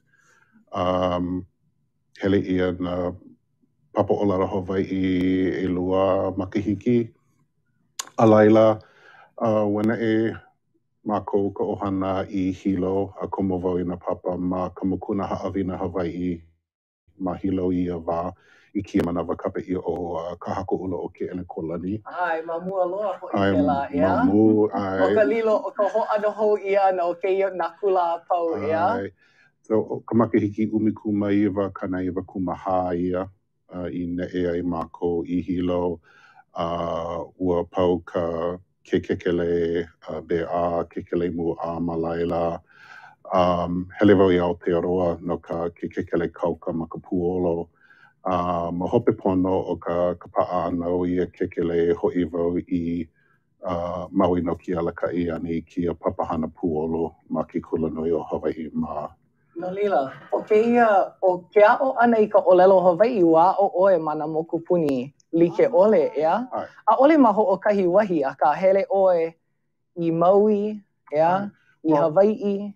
I Maui mākou I noho ana I a wā. E lua wale no makahiki o ka olelo Hawaii ma ke kula nui I a wā. A ole hiki ke a'o ho'okeleka I ike. No laila ua hapai I ka mana'o e hele I Manoa paha, e hele I Hilo. A ka mamoli o ko'u kama'aina I ko Hilo, o Kiki ka wai'ai'a. Ua ne'e o ia mai Maui I Hilo no ka kialaka'i ani I ka papa kahua Waiola. A laila, kelepona mai o ia me ka mana'o, hele paha oi I Hilo I mi ke kekele a kokua ia mākou I ke ao enehana. Ai. No laila, o ia ka ho'omaka ana. Oia hoi ka o maka ana. A hele oe I hilo a maleila oe I kokua ia lako e ho'omohala I kekahi mau mea Hawaiʻi, ea? A pehea oe a oi ka ʻōlelo Hawaiʻi? Noʻu, ua hoʻokomo ka mau makua iaʻu ma ka papa hana o ka punana leo. O ka upapa ka papa alakaʻi ma Molokaʻi. No laila hoʻokumu ʻia kēlā papa hana o ka punana leo Molokaʻi? Oia, o mākou ka papa mua ma leila. No leila, ua ano like hoʻi kaua ea, hele kaua I ka punana leo. Oia no. A leila ke heha paha ma hope pono. O ke kaiapuni no, komo koke I ke kaiapuni a I ka papa e ono. Ha'alele I ke kaiapuni, pi'i ia e iuka ne'i I kapa alama, no kekahi mau makahiki. Puka mai kēlā kula mai komo koke I manoa. A malela wau I a'o malalo ka malu o ka waihuelani kekahi. A komo I ka papahana o ka ho'okulaiwi, ka imi ana I ka palapala a'o. E lilo I ka kumu, malalo o ka papahana ho'ona awao. A e wau I keia maula. A malela wau I hui ai me ka ukumu o Puakea Noble Maier. Puakea Noble Maier, ka mai kumu. Ai, ua kaulana kona inoa, ua lava paha o Puakea. O hana kala Puakea paha, ka o Puakea ua ike. O Puakea. Ua ike ia. Oia no, eia wau malalo o kana malu I keia maula no Awaiulu. No leila, he kumu mauloa o ia no'u. Mai he mai keia I ini paha I loko o e a o I ka ʻōlelo Hawaiʻi. Ia o lua keia ni nau. Mai nā makua mai paha, mai ke nohi mai, ma ka punana, pai nui ia e komo I ke kula, a leila ma leila, ike wau I ka hoi o nā kupuna, nā makua I hiki ole ke kama I lio ma ka ʻōlelo Hawaiʻi, pai mau ia wau, holomua, ho'omau ki ano hana, komo kēlā ano ha'aheo I loko o o'u, kēlā puna me oe, me nā haumana kaiapuni like ole ea, he ha'aheo a he kule ana ia. No kākou, e awamo pono e ano leila. Oia paha kekahi mana'o nui o keia panela. Oia ho'i ke kule ana o ka ho'okulu ma hou ia ana o ka ʻōlelo Hawaiʻi. Oia no. Oiai, ua makana ia maila ke ia aloha a me ke ia ha'aheo no ka po'e ʻōlelo Hawaiʻi. No ka ʻōlelo Hawaiʻi a me ka ʻike Hawaiʻi. A me ka ha'aheo I ka hana nui o ko kākou po'e kupuna I ka mālama ana I ka ʻōlelo Hawaiʻi no kākou. A pehea ho'omana'o oi kekahi manawa I kupu maila ka i'ini I loko o e holomua e ho'okā'oi paha I ka ʻōlelo Hawaiʻi I kou wā o piopio paha, kou wā makua? Ole ma ka wā o pio. Mai ia wāno a kahia male a hanau ia ka o kaikamahine. Ia wā well, he keke kane ka o kekahi a ole wau I hauʻoli loa I ke ano o ka kona ho'ona awao ia ma ke kula ma'amau. A laila mamole o ke komo ana I kēlā papa ma ke kula nui, kēlā papa ahi. A laila noi ia wau e komo ma ke ano he kumu kokua ma ka punana leo. A laila ko o wā o pio a hoi punana leo. A ole wau ma Hawaii nei ia wā. A ka launa wau me ka poe, ike wau I ke ano o ko lākou kupa'a. Ma hope o ka ʻōlelo Hawaiʻi a ka ke kauka'i I ka hiki ke a'u I na keiki mau ka ʻōlelo Hawaiʻi. A e mākaukau ana lākou no ko lākou wā makua ma hope aku. A pehea, ua maha oi ke aho ana I ia manawa? O ke kokua ana aku ma ka punana leo? E lua wale no mahina o ka o ana ma ka papa a kono ia wau e hele a kokua. No laila ano ma ka'u. Kela ano. Kela ano paha ia mauna. Ia mea like me ka'u mau makua. Aka ike wau, he mau keiki ke ia I na hema ka'u ho'opuka ani ko olalo I poina koke ia. Ai. A holo mua. Oia ke ano o ke keiki ia. Oia ke ano o ke keiki. Holo mua lako a ohe o lako ma ka'u. A hea lako hopo I ka pololei a me ka pololei ole. A ole like me ka po'e makua, ea? Ole lako I loiloi ana I ka pilina olelo. Ai. A ole lako nā helu I ka lalani olelo a pau, ea? A ka ma kekahi ano no'o wau o ke kuluma o ka olelo. Aino ke kuluma o ka olelo Hawaiʻi I ka makaukau. E lilo, e ho'i hou I ke ano o ke keiki. Ke ano o ke aloha I ka walaʻau. I ke kama ilio, Hopo ole, yeah. Ai, me ka hopo ole, yeah. Nō la pehea ko ka hele kula ana ma ke kula kaiapuni. Umaikai, a he o u hopo I ka u o puka wale ana I ka olelo ho puka wau I ka polole ka hema paha. Ale wau I ike. Me mea la hema olele ka u olelo ia u iho. Ai, a ma ke kahi ano, ai ke kahi mauhu olelo no ka poe kaiapuni wale no. A he ale wau lohe I ka hopuna olelo o ki tuko ma waho aku o na hoa kaiapuni paha, ea? Ai, aka no'o wau o ke kaiapuni, o ia ke kahi po'aia pili I laha ka olelo, ea? I kuluma ai ka olelo. No leila, pehea kuluma ai ka olelo I kou ola I keia manawa. O ia ke kahi ninau houa'e. O e ninau paha I olua. Ia'u paha. Ia o e no'o. He ninau nui. O iai, maupopo ia'u kuluma paha ma ka hele ana I ka hana, ma ka ohana paha ke kahi, ia? Aka mahea paha I kuluma ole ai ma mua o kou koho ana e ho'okuluma I ka olelo ma ia wahi. Ma ka ene hana paha? No ka mea, o ka ene hana, a'ole paha a'ole kama'aina paha kākou a pau I nā hua olelo me nā mana'o a pau ka ene hana, ia? Well, ma ko'u wā I ho'omaka ai I kia huaka'i, o mamua ke la wā, ua komo wau I ke au ene hana ho'omaka wau e a'u I ka haku polo kalamu ma ke kahi ano pai ha'a. Ho'okumu wau I ke kahi kiko waina lawe he kapaia I ia wahe computer bulletin board service. No ka hiki ke ho'ouna I ka leka I nā hoa ma ke kamipiula. A laila ma ka hiki ana aku I ka pai kula nui ho'omaka wau e wala'au me ka po'e ma ka papahana kaiapuni ma paia ma ka punana leo. Ho'okolo hua wau me lākou I ka ho'ohana ana I ka olelo Hawai'i ma ia ene hana. Ole hiki ke ho'ohana I ko kina me ke kahako no laila no I wau no ke kumu o ia pilikia. Imi I ka pane pehea la e ho'ohana ai I ia mau mea ma ke keleka'a ike. No laila oia ka ho'omaka loa ana o ko'u hoi I ke kumuhana pehea e ho'ohana ia ai. Ia wā a'ole I lohi ia ka inoa internet.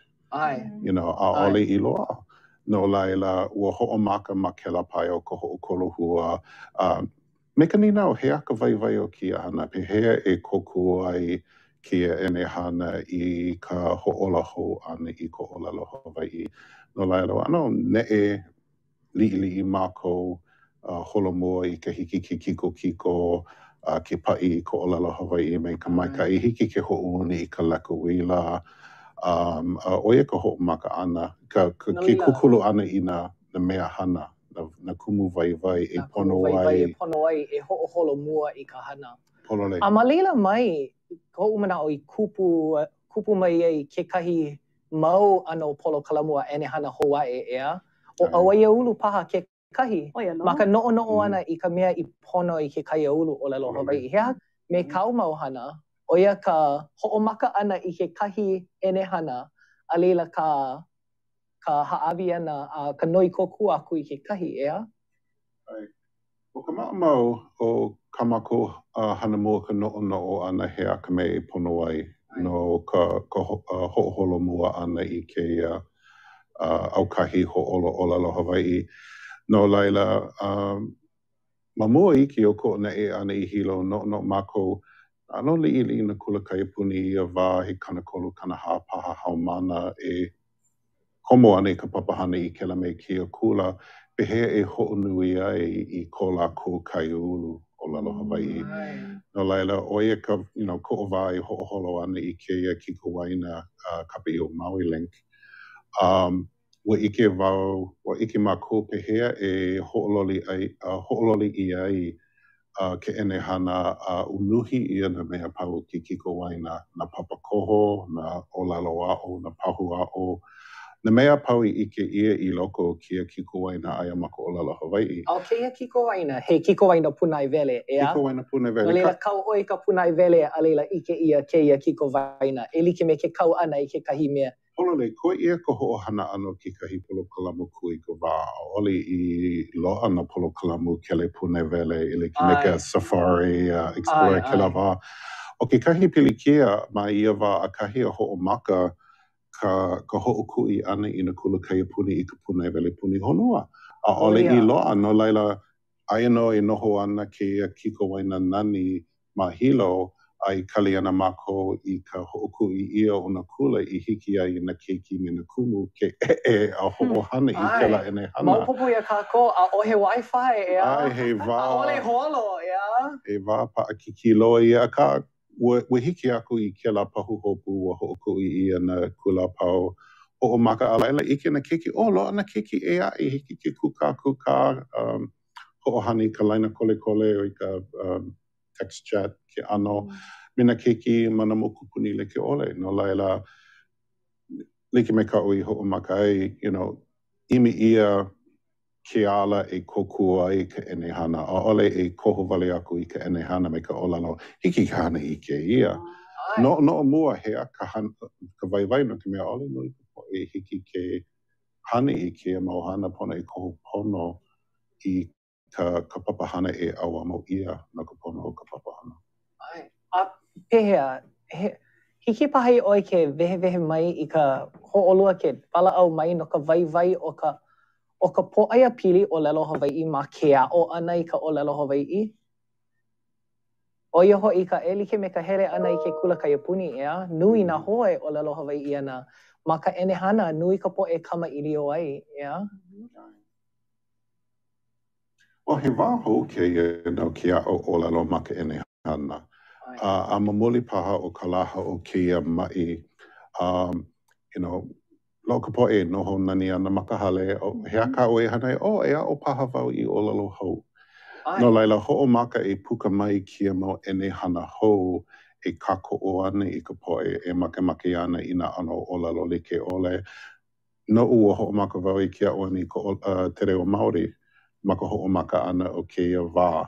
A kako o nui ia wau I ka enehana I kukulu ia no ka pono o ka po'e.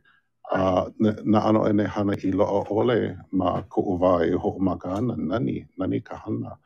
No laila, o ka mea nui ke hiki ke ho'opuka ia ko o lalo. A ma laila a ole no I like kai kaika o ka enehana. Hiki ke kukua I ka helu, ka ho'olohe, ke kākau ana, a ka o ka ho'opuka ana I ka olalo ke kuka pū ana me ke kahi. Ai ka ika Zoom hiki ke hui me nā kānaka o olalo pū me lākou, a ka he ala wale no ke la, a ole he enehana e kākau ana I ke la. Ai, a ole maka helu wale no, ea?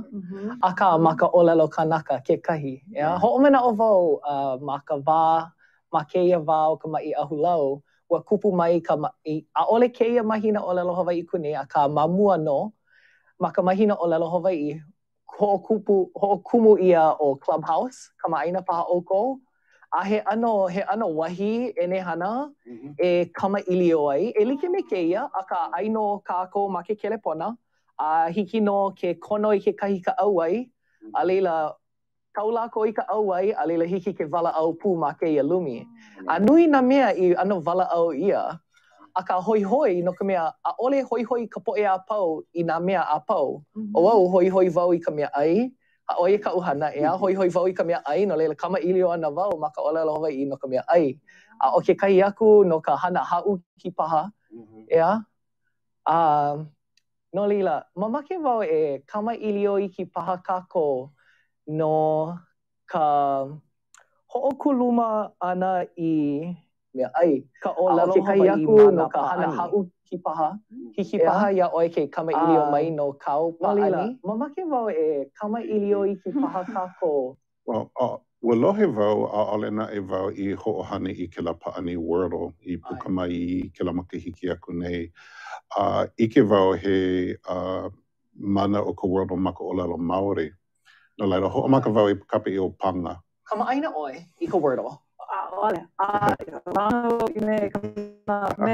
Kana nane. Pela ka ko apau I kama'aina I ka Wordle. A ole no Wordle ea a ka no huli hua. Ole vai pa'ani mua ia Wordle a ka mamuli o ko'u ike ana I kela kahana kela kanaka ma Aotearoa I ka haku ana ia panga.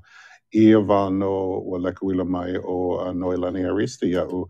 Ko olelo ua ho'omakaukau kekahi kanaka I kia pu'ulu code open source ke ano I hiki a ma'alahi ka ho'omakaukau ana I kekahi pa'ani I ano like kona ano me Wordle.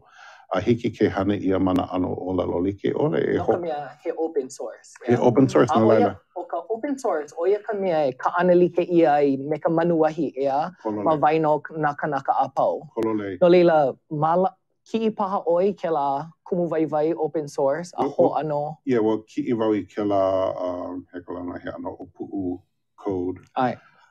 Nana ia ano ma'alahi ke hiki paha ke ho'opuka ia kekahi mana maka olelo Hawaii. Aia o kekahi papa hua olelo o na hua olelo I loko na puke wehe like ole. Vai ia ho'oka'ina I mua ia ma ka pine o ka ho'ohana ia o ka olelo mananu pepa. Wa no'o oi I ka ho'oka'ina ana. Ai, I ma'alahi na hua olelo Ke ano laha kia hua lalo laha kia. Alaila I ka hala ano na la, na pule, na mahina. O maka I pa'akiki ka hua lalo. Wa ma'alahi na mea mua ka aua paha alaila wa pa'akiki meila ea. Oia no, ho'olale he pa'ani ea. Alaila vai ho ia ke la mau hua o lalo. A imi ia na hua o lalo I loa e 5 walino hua pala. Alaila ho'omakawau I ho'okolo hui ke ano ma'alahi ka hana no laila mai ke ki'i mua ana I ke la pu'ulu code ai ka puka ana o ka huli hua ho'okahi pule me ka hapa paha ka lo'ihi. Ano wiki ko ia? Eleu, naka eleu. Miki. Well, mamuli o ka ho'omakakau pono ia o ke la code I hiki ma'alahi. Ka ho'olole ana, ka ho'opili kino ana I no hua o lalo no laila nui ko o mahalo I ke la kanaka nane I ho'omakaukau. A ka o mamuli o kona ana open source I kia manawa ka ui hana ai e noho laha na makapune vele I na makemake ki kahi kanaka ea e haku I mea ho no ka olelo ka moa, no ka olelo polopola hiki. Ama ke kahi ano o ka open source, oia ke kahi hana a kako e hana ana ma ke kai ulu o lelo Hawaii. Oia ke kahi ano hana o ai ulu ke kahi. Oia koho I ka ho'okohu ana ea I keia mau mea I hiki ke open source I aku. Ka ana like manuahi ea I keia mau ano polo kalamu ea e hiki ke ho'omohala hou ia ke kahi pa'ani paha, ke kahi ha'awina ea.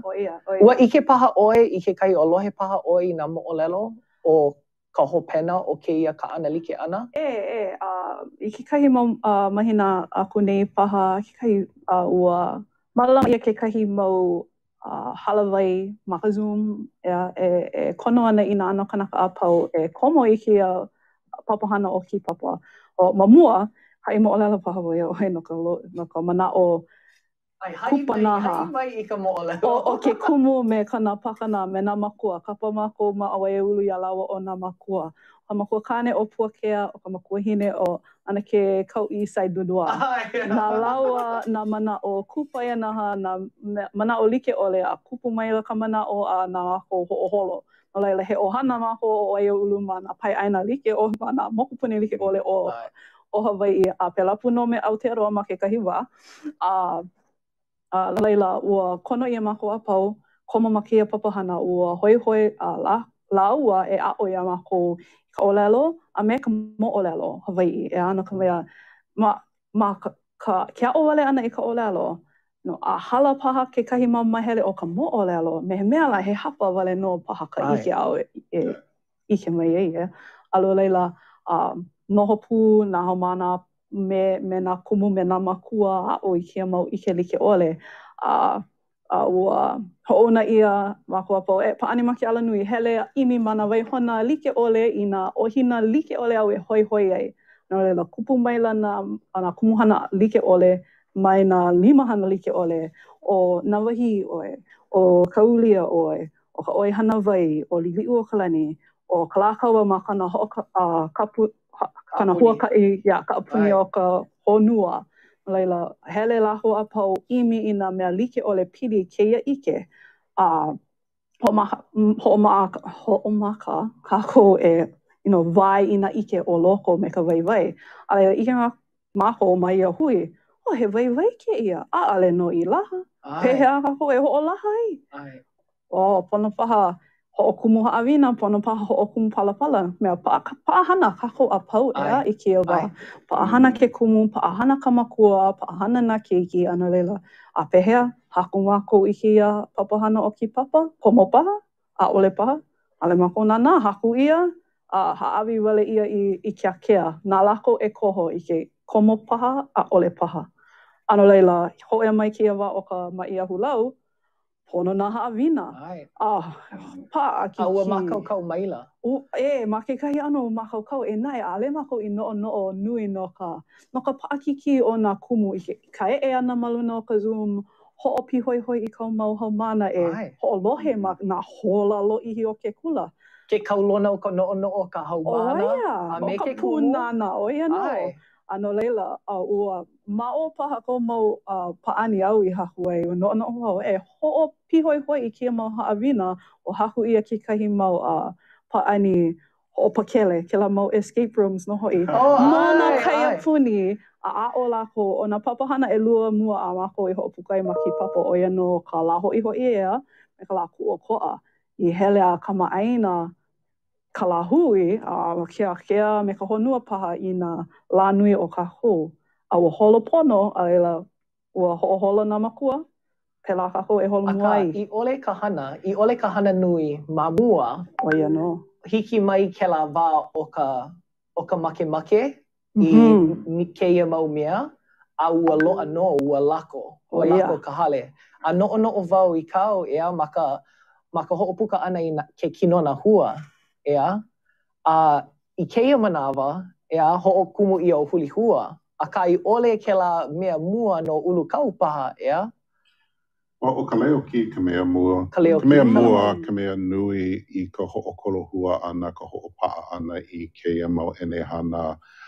A ka aole ia aole ia ka hopena no ka mea ho'olole ia na kinono hua a haku ia na papapihi, a pono e ho'okomo ia I loko na enehana o ke la me kia kamipiula.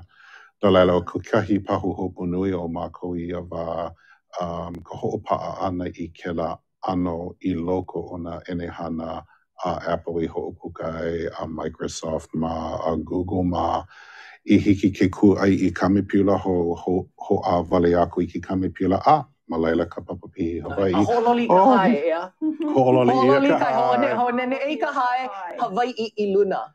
No laila, oia. Huki ia la. A ka oia ka pahu hopu nui o ke la wā, lo'ihi loa ki kali ana I ke la ka launa ana me nā kānaka kupono e hiki ana ke kokue ia mākou I ke ia pahu hopu nui umi makahiki no ka ho'opa'a ana I ke la enehana I loko ka onehana Macintosh. Ma ka iOS, ua puka wale mai mamoli o ka hana mua. Ma Microsoft, ma ka uli e lia wale noa o I launa I mai ki kahi maoli mahana. Ma Microsoft I hiki ana ke kokue ia'u I ka ho'okomo ana. No laila, we hiki aku ke la wā, I wāna ana ia mamua, a ole pono ka po'e no'o pehea la wau I kiko ai I ko olalo Hawaii ma keia enehana hiki wale no ke ana ia. Ano hana ho'omanawa nui ho'i keia, ea? Oia, mahalo nui wau I ka hana Awaia Ulu, a me kau hana ke kahi, ma ka ho'omanawa nui ana I keia mau enehana. Oiai. O ka mea nui, ua hiki ke hana ia kia mamuli o ka hana a ka po'e liki me Awaia Ulu ma. Mo ho'omaka me kulu kau, me papa kilo, a me a vai ulu. No laila ua pa'a ke ike pili. You know, a hiki ke ho'ohana ia no laila kela me kia pahana ho e puka mai ana e kukulu ia maluna o kia kohua I pa'a mua mamule o ka hana a ka po'e he nui I loko ke ao. You know, I kela makia makahiki nui a na kumu vai I hiki ke nana ia. Kahia a olivo I komo I keia ma manoa ua pa'a na waihona leo. Na pā leo kahiko I hiki ole ke ho'olohi ia o iai a ole I kau makasede, a ole ma Spotify.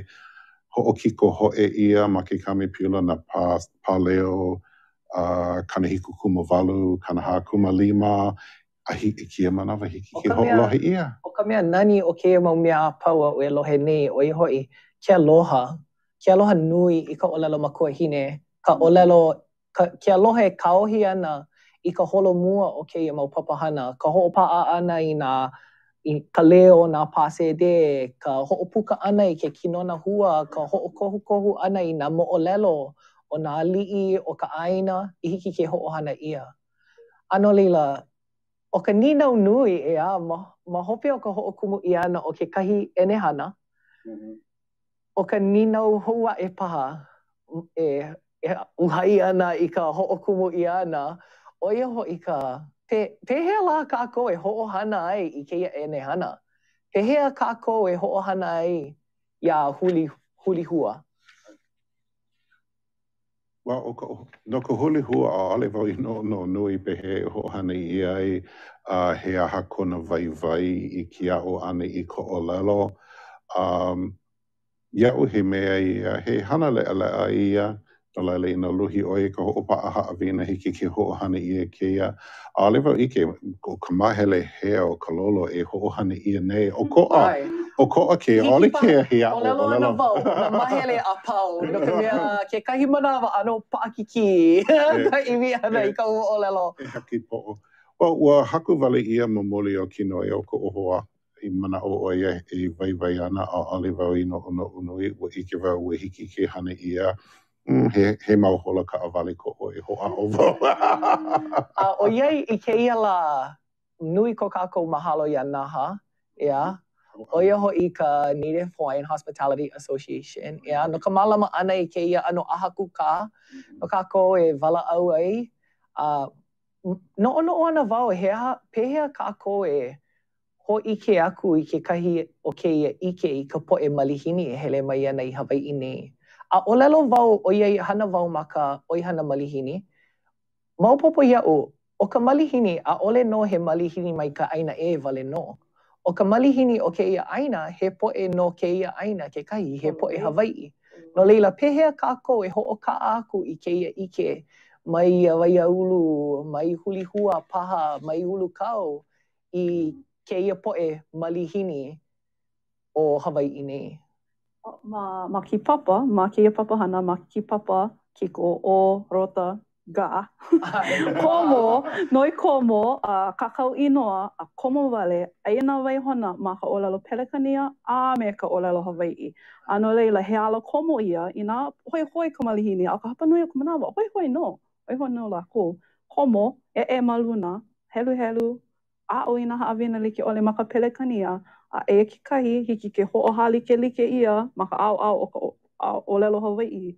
Nā palapala ʻelua ma ka manawa like, he ala komo kela I ke a'o ana I ka olelo. Aia ia ma leila. So, hoia kekahi. A mo'olelo paha kākou I ka po'e e hana ana ma keia wahi ʻoihana. Ea, oiai, ma kekahi ano, nā kākou paha e ho'okulu mai ka olelo Hawai'i ma kou po'oia pili iho no. Ea, ma ke kula ki'e o Molokaʻi paha o e ho'okuluma ana, ma ke kula nui o Hawai'i ma Maui, ea, ma Aulani paha kekahi kākou a pau e hoa'o ana e ho'okuluma I keia olelo Hawai'i. Pehea ʻoe ma Aulani? Keia makahiki wa ano hauʻoli loa mākou I ka hoʻolauleʻa ʻana I ka mahina olelo Hawai'i. O ka makamua ia o ko mākou hoʻolauleʻa ʻana. Ua hoʻomaka mākou I papa olelo Hawai'i Ma kela me keia pule o ka mahina ʻōlelo Hawaiʻi no nā limahana. Malama ia kekahi papa no ke kamaʻilia, kekahi papa no ka hoʻomākaukau ana i ka iʻa, kekahi papa mele, me kekahi papa hula, kekahi. No leila, o ka mea nui noʻu ʻo ia hoʻi ka holomua a me ke aloha i ka ʻōlelo. A me ka hoʻomanaʻo ʻana i nā kanaka he nui i hele mua, ma kēlā ala, i waiho mai i kēia makana o ka ʻōlelo Hawaiʻi no kākua pau, i hiki ke hoʻolauleʻa ia ma ka mahina ʻōlelo Hawaiʻi kēlā me kēia makahiki. Pehea, ʻo iai ano liʻiliʻi ka manawa i koe mai nei, he mau manaʻo paha kou no kekahi kanaka e makemake ana e hoʻomohala i kekahi ʻano polo kalamu, kekahi ʻenehana ʻōlelo Hawaiʻi? Iaʻu he like me ka o i ʻōlelo mua e he wā maikaʻi loa kea no ke aʻo ana i ko ʻōlelo ma mole o ka nui o nā kumu waiwai kia mau moʻolelo, ka ʻenehana.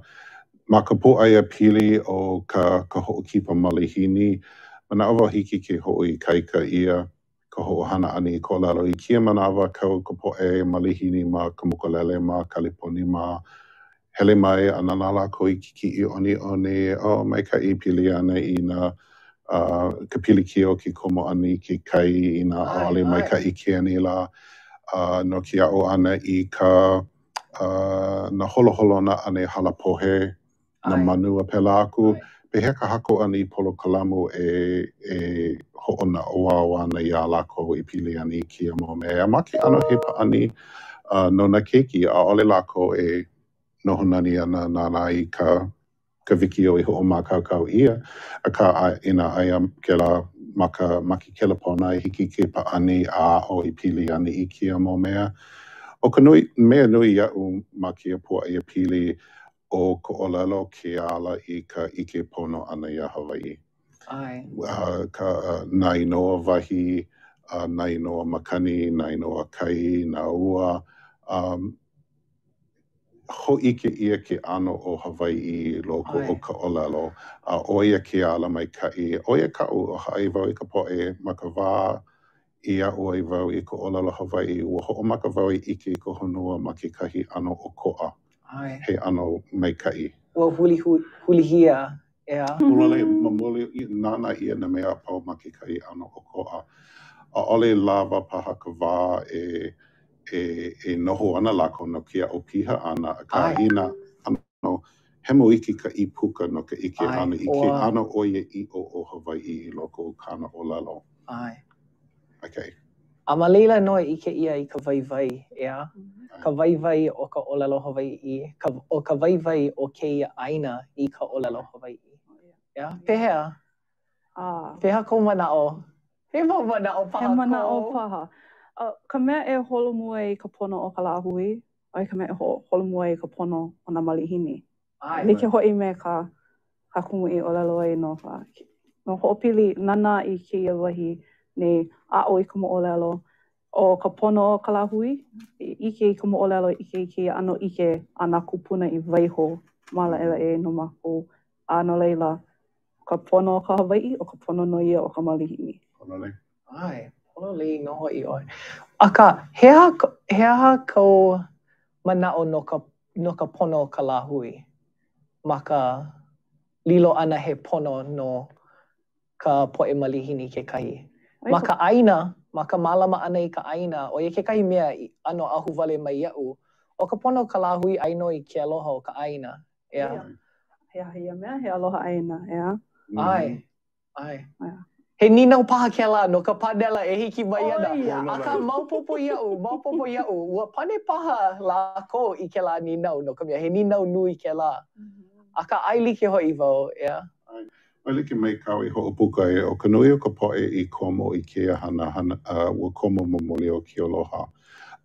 Nāna lākou i ka wā i hiki mai ana ʻaʻole ka nui hana i kia mau mea no ko lākou pono i hono. Akā noʻonoʻo lākou i nā keiki, na mo'opuna I hiki mai ana ai ho'omakakau ia kiao ene hana kekahi no ka ho'ohana pono ia e ia mau hanauna I hiki mai ana. E ala maa ia o ka mākou makua. A mamua ho'i ke kāhua. O ia. Mamake wau e hapai aku I ka leo mahalo ia olua no ka hele ana mai I keia lā. A me ke kama I leo kuka. Walohe wau I nā mo'olelo he nui pili ka ene hana keia lā. Wa ano, poha ka lā e a. Me ka hau'oli a me ka hoi hou I ka ene hana o keia wā e hiki mai ana. A me nā mea e kupu ana mai a Awaiaulu ke kahi. Mahalo ia ka oko mau hana. Mahalo kākou. No leila e kumu kali. Mahalo nui a oi. E kumu ke ola danahi. Mahalo ia oi ke kahi. Mahalo hoi Ai mahalo ho'i ia NAHA, ka Native Hawaiian Hospitality Association no ka mālama ana I keia panela nei. Aloha nui loa kākou a mālama pono. Ea? Ahui ho. Ahui ho. Ahui ho. Ooh, nui ka hau'oli. That was awesome. Well, mahalo, welcome back. If you have been here with us for the entire day, you know that this is the live Q&A portion. I'm Kainoa Horkajo again, and sitting next to me is the moderator from that panel, Kuanoni Kaniopio Crozier, aloha brother, aloha, and Malia Sanders, of course. And then on Zoom, we have my brother from Maui, Keola Donahue, and Kalei Kava'a Roberts. We got, aloha. Nice to see you guys. Ui, aloha. Aloha mai. Aloha. Aloha. Good, and normally we have about 15 minutes for Q&A, but I think we're going to stretch them this time because we had some real good stuff in that panel. Now, I'm going to, a couple things right here. I want to give a shout out to Oiwi TV for everyone that was watching that panel that does not Olelo Hawaii, and you saw those amazing subtitles. That was done by our amazing Oiwi TV crew and the staff over there. But you will not get those subtitles when they Olelo Hawaii during this live Q&A. So, just Maupopo understand that there's going to be a little bit of back and forth, but there will be no live closed captioning in this, okay? We're going to jump right into stuff. And Keola, I got a question for you first. There was a bunch of conversation in that panel about technology, which was amazing. And you are so humble in talking about coding and the things that you do.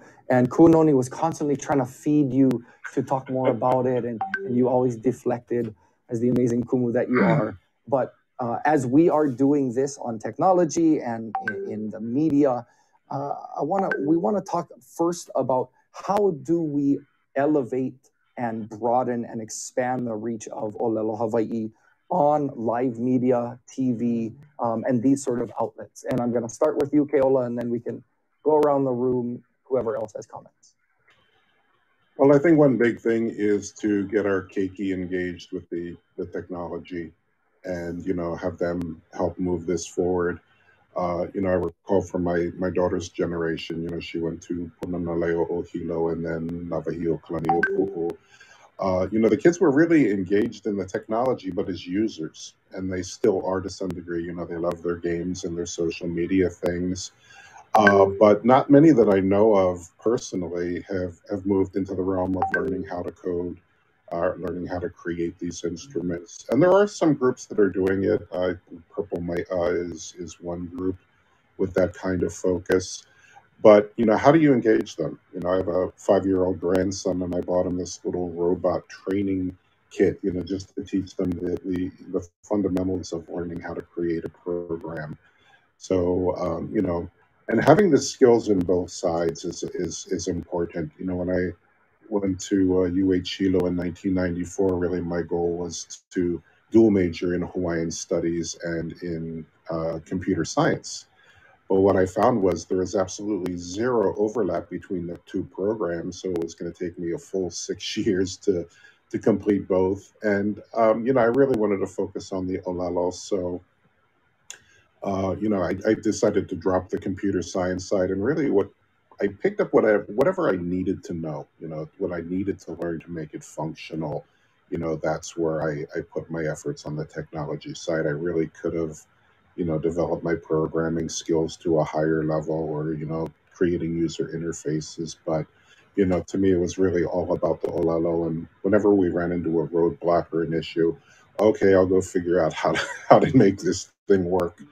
But, having equal strengths in both, being able to approach it both from the, cultural language perspective, and being able to apply that with the technology skills, that would really be the ideal.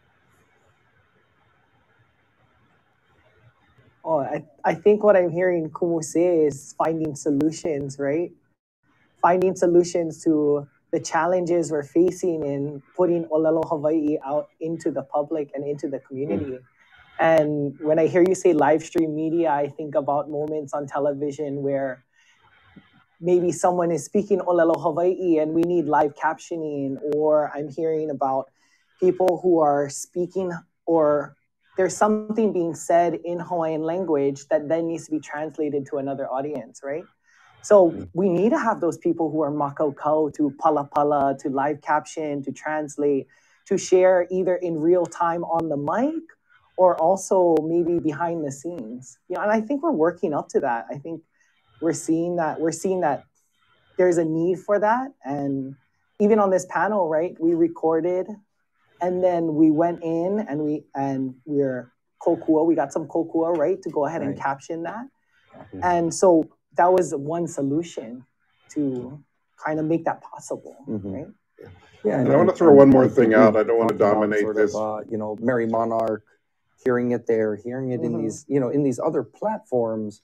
Obviously, I know Keola brought up, what's going on in Aotearoa and Maori TV and things down there. So just constantly, looking for other efforts. Yeah.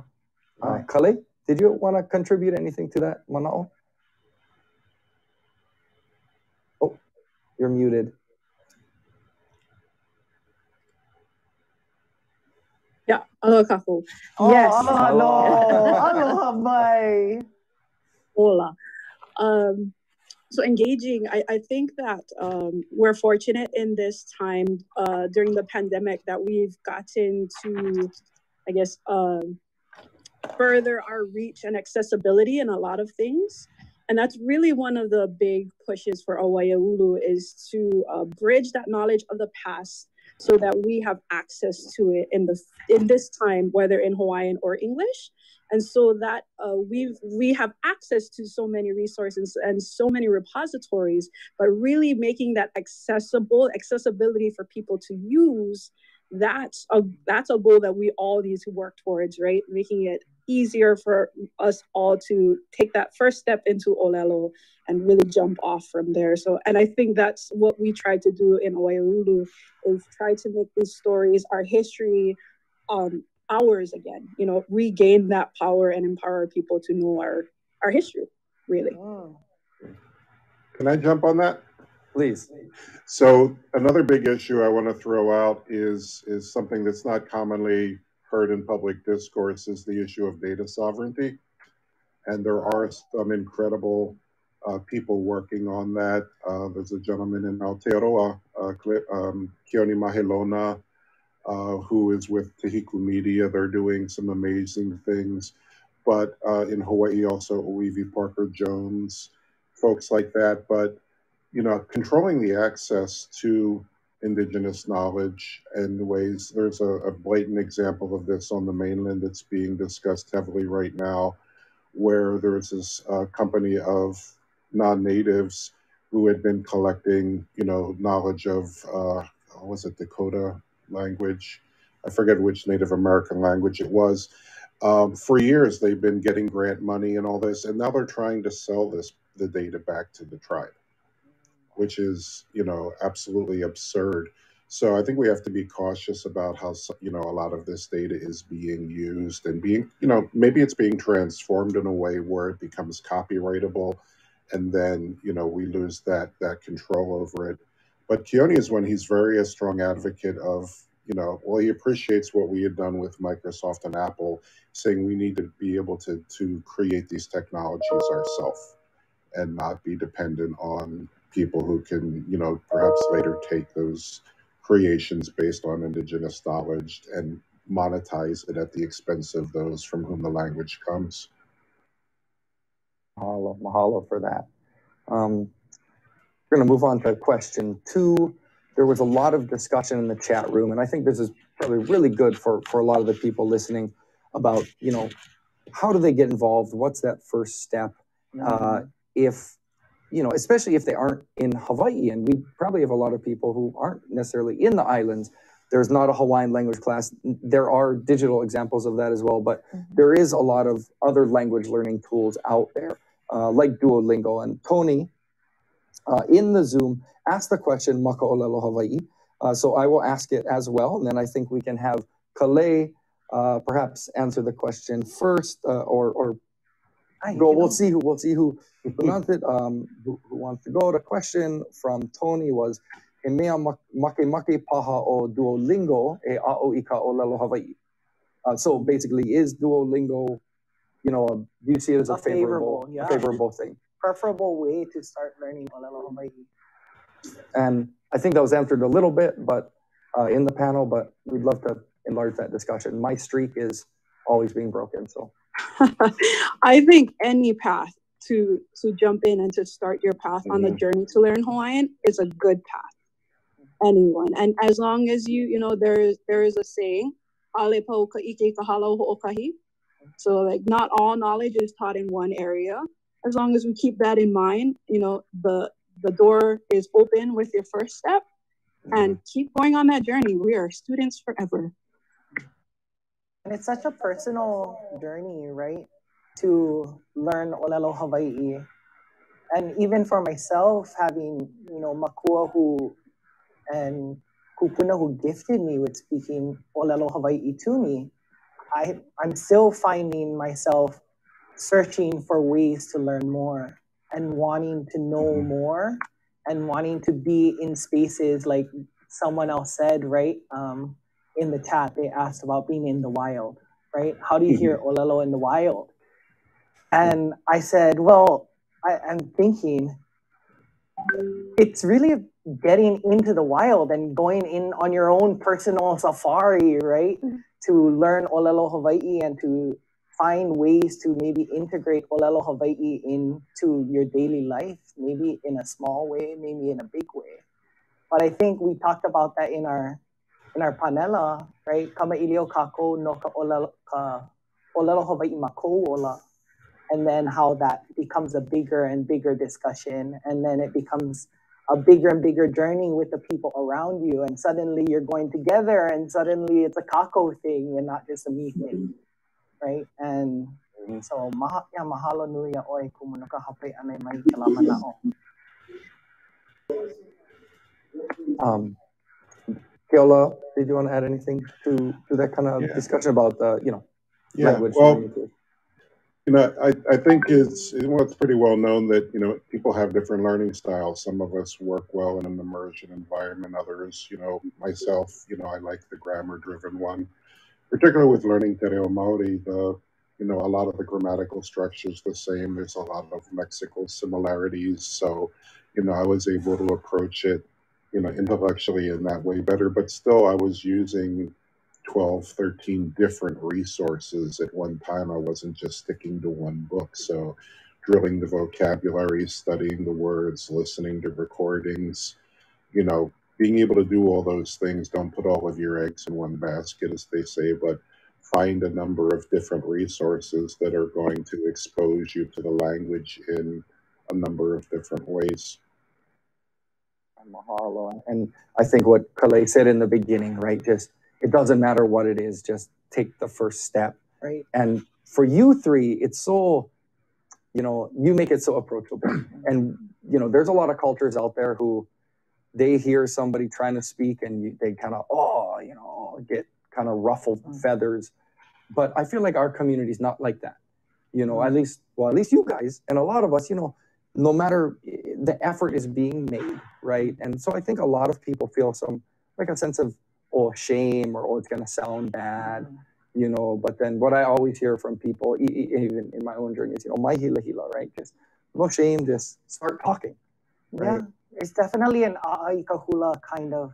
A'ai kahula vaihoi kahila hila bakahale, right? Prepare to dance and leave the shame behind. Mm-hmm. Yeah. But also just hearing someone speak olelo to you unexpectedly is such a gift, you know? And to hear someone just come and olelo to you, like when I went to go buy bread one time, the guy at the register just let me buy my bread in Olelo Hawaii and spoke to me. And that surprise was so touching to me because it's unexpected. And that's part of, you know, what we do at Aulani right now is holding this small space where you can hear Olelo Hawaii. And maybe we're not all fluent on this at the same level, but we're striving to have a space where Olelo Hawaii can be a medium of life and a medium of service and a medium of living, you know? And so I would say to people who can say a few words, please say those few words to us. You know, we would all love to hear them. Yeah. And we would love to talk to you, you know, but I'm sure Kumu has more, yeah, to Olelo Mai. We got the raised eyebrows. Kumu here. Not Kumu Elua. Go ahead, Kelly. No, I agree with what Kononi had said. It's just, you know, continue to search, and if you want to weigh in, there's always a way in. And it's expanding. I seen in the chat there was another question asking about inclusivity of Native Hawaiians with disabilities. And you know, there are services even in our universities. There's opportunities for free classes here and there. It's surprising to us. We don't even know all of the possibilities that are out there sometimes to get your foot in the door to learn Hawaiian, but it's out there. So just have to be that curious mind who wants to go searching for it. And thank you, Kale, because that was going to be my next question. Was that question we saw in the chat of, you know, what disability inclusive Olelo Hawaii resources are there, or people that require, you know, different or that have different learning styles. You know, Keola, you mentioned you attack things from a, you know, grammatical, linguistic, sort of intellectual way, as opposed to say Keola Leo or something that's more conversational. And then of course, yeah, Duolingo, visual, right. Just like the Duolingo platform. Yeah.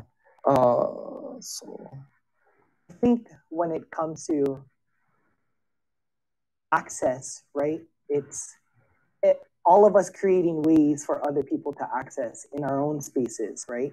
We know the people around us, we know the people we relate to in our life, and how can we create tools, right, that allow people to jump in, like huli hua, and just play a game, put the words in. Kumu, I thought when you said that you sorted the words in a particular fashion, I thought that was like mastery of doing that, right? Because I wouldn't have thought to do that, right? But that is your Ike, right? And that was what you brought to that tool, right? And I think if we all bring something, Well, I think it goes to, you know, what was being discussed earlier about, you know, feeling welcome and feeling unashamed. You know, if in that case, if somebody's going to get a bunch of words that only appear once in the newspapers and they've never heard of it, maybe it's not in the dictionary, they're going to get discouraged and leave it. You know, same way if you don't kind of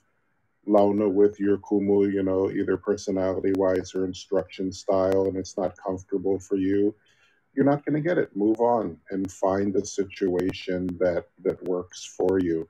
So for me, you know, this is actually, you know, today was my fourth. I studied Irish Gaelic, you know, about 20 years ago in Ireland for a solid month in an immersion kind of environment. So, you know, for me, the grammatical thing makes sense because that's kind of how I program my brain to work anyway. But for other people, you know, just putting the immersion, listening, following, observing, you know, find that situation, and same thing with the programs. Find the program that works for you. Find the ala. And if you come into a situation where you feel it's, you know, you're being judged for not progressing fast enough, it's probably the wrong situation for you. Find find someone who's going to be supportive of your journey and not, you know, not make you feel discouraged about it. Sometimes the person who's hardest on the journey is ourselves.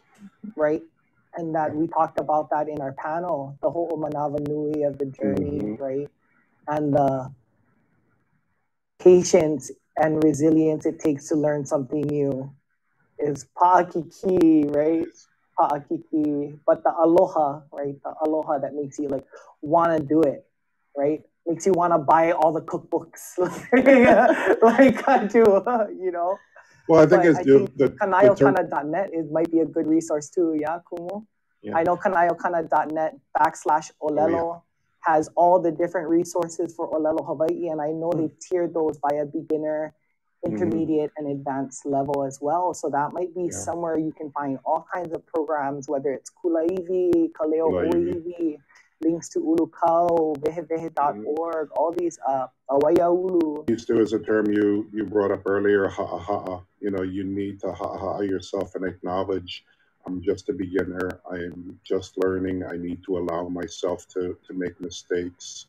I need to give myself time and realize that, you know, to even get to a moderate intermediate level of proficiency is going to take you a few years. So there will be bumps and stumbles along the way, and just take a deep breath and move on and continue with it. I think we get too easily discouraged sometimes and give up. So we just, you know, say, remember where you are in your journey, and that it's not the same as maybe where you are in other areas of your life. Recognize that you're a beginner, and then halamua. Yeah, and it's hard to start from the beginning, you know, especially as an adult, right? You know, it's hard to start from the beginning, but if you don't start, you didn't do anything. You quit before you even began. Which is a great segue to the last kind of wrap up, closing thoughts, and we've kind of been, I guess, talking a little bit about it, which is, you know, we'll just kind of go around the room. Any closing thoughts, or, you know, just how do people get involved? You've already provided, you know, some great, you know, examples over there. But yeah, just, you know, any message you have for the people in the audience. We'll start with you, Kale, and then we'll go to you, Keola.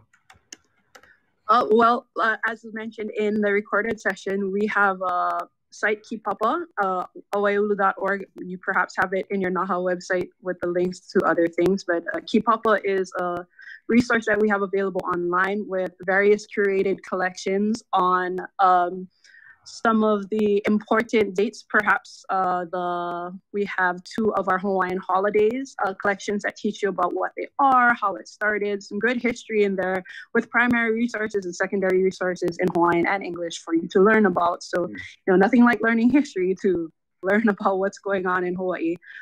And we're going to be releasing 3 more collections this month. So stay tuned with our Kipapa, and you'll be learning a lot more as we go along, and we'll continue to build there as well. Yeah, I want to do a shout out. I'm not sure if it's Shana, Kukila. Beautiful point that I wish I had gotten to earlier, through the mele. You know, the mele is such an incredible access point. I mean, how many of us, you know, growing up, even if we didn't understand, we're hearing mele and we're able to recognize particular words here and there. I would like to do a whole class that was just teaching Olelo through the mele at some point. The opportunity hasn't presented itself. But, you know, not only the language considerations, but the cultural ones, the connecting place names to stories and things like that. You know, that's an incredible opportunity that I don't think many of us, usually when you get into language and mele, you're talking about folks in the, you know, upper division courses and graduate level at the university, where you're really engaging at that. I think we could be more purposeful with using mele even at the introductory level. Punanaleo did a wonderful CD for the Kamali'i a few years ago, and I'm struggling to remember the name. I was trying to find it on my bookshelf, of, you know, mele that were specifically composed for teaching particular grammatical structures and particular cultural aspects. So, perhaps that's another way the industry could kokua is, with some funding to engage, more in that kind of, development of curriculum for language and cultural learning. Awesome. And that was a call to action for somebody in the industry. Malia, we'll go to you next. That was a great segue, I think, to the work that NAHA is doing. As many of our panelists says, it starts with small things. And over the past years that I've been with the organization, NAHA has taken on language projects where we do translation for a number of different things.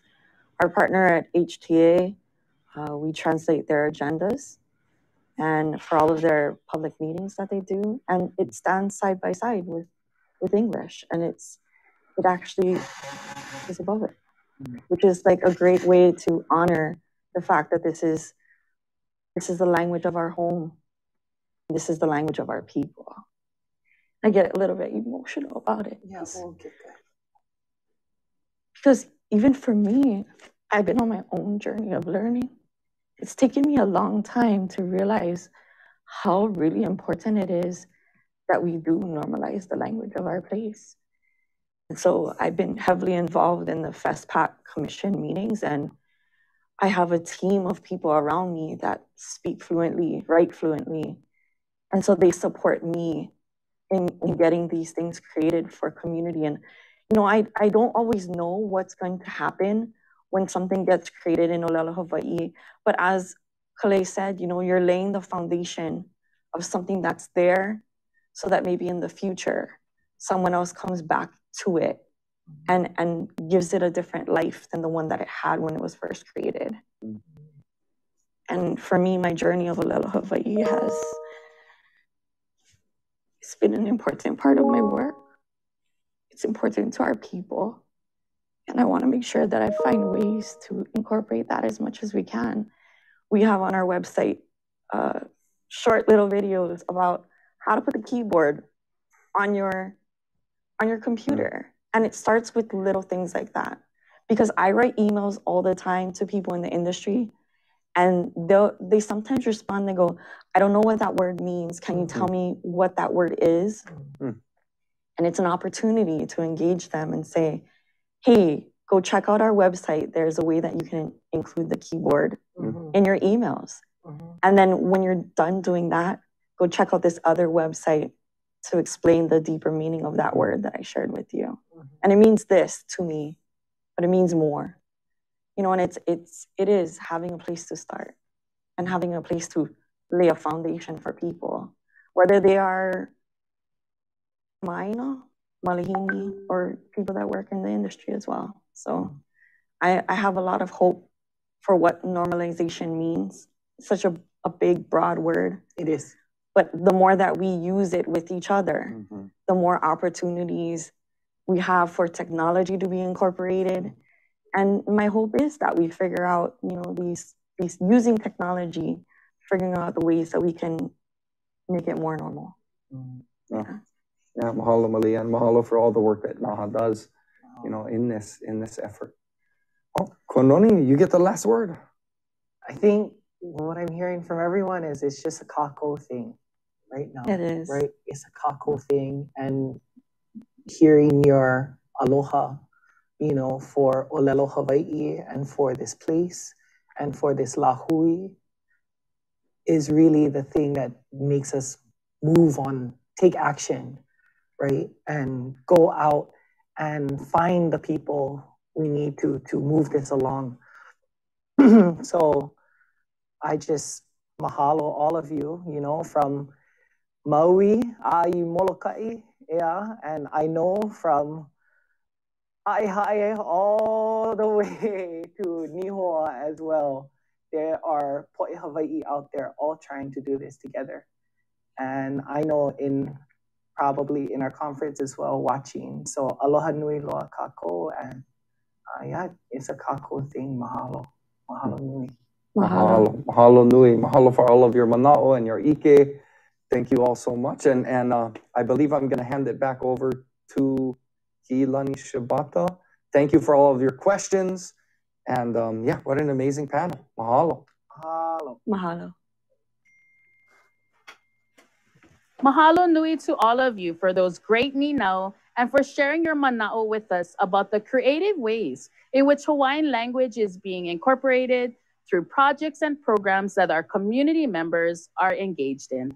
NAHA encourages industry leaders, workers, and visitors to begin an engagement today with the Olelo Hawaii by visiting the resources at naha.com/Olelo Hawaii. Learn the Piapa Hawaiian alphabet and practice pronunciation with Hakalama drills. Use the Ma'e toolkit as a guide to grow your knowledge of place, culture, and language. Strengthen your Olelo Hawaii in our monthly classes. See how Olelo Hawaii and values of hospitality are reflected in our training, tools, and resources. As we reimagine Hawaii's future and we consider the many pivotal moments in today's conversations, NAHA would like to share a short video on some of the key takeaways from amazing speakers and panel conversations we have had today. The thing that we really want to push is having our visitors try and educate themselves when they come down there. Educate yourself about the geography. That's part of being a good visitor.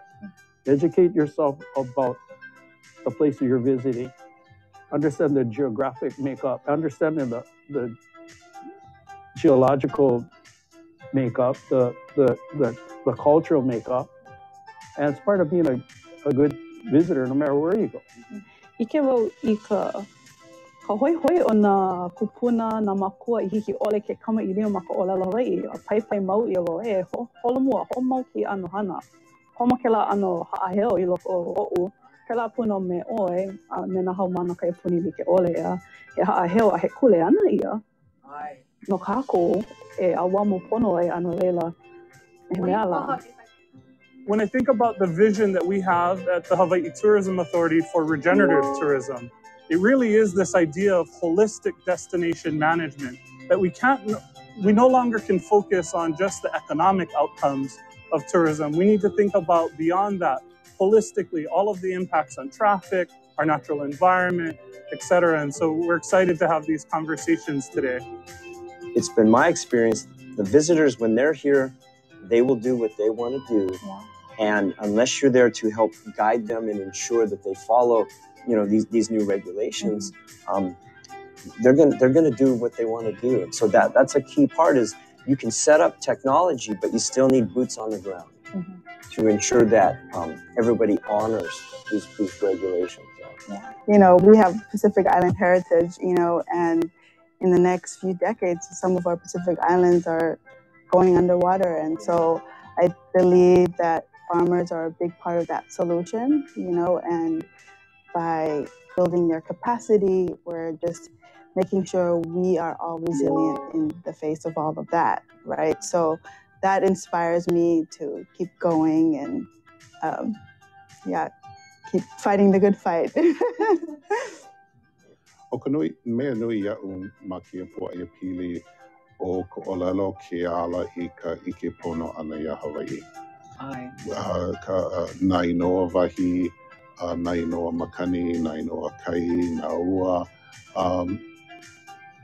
Hoʻike ia ke ʻano o Hawaii loko o ka ʻōlelo. Oia ke ala maikaʻi, oia kaʻu o haʻi wau I ka poʻe ma ka wā. Ia'u ai wau I ka ʻōlelo Hawaii, ua hoʻomaka wau I ʻike I ka honua ma kekahi ʻano o koʻa. He ʻano maikaʻi. Ua hulihia, Ua mamuli nana ia na mea o ma kekahi ʻano o koʻa. ʻAʻole lawa paha ka wā e noho ana lako no kia o piha ana ka ina hemo iki ka I puka no ka ike ana I ke ana oia I o Hawaii I loko o kana ʻōlelo. Wow, so many lessons learned.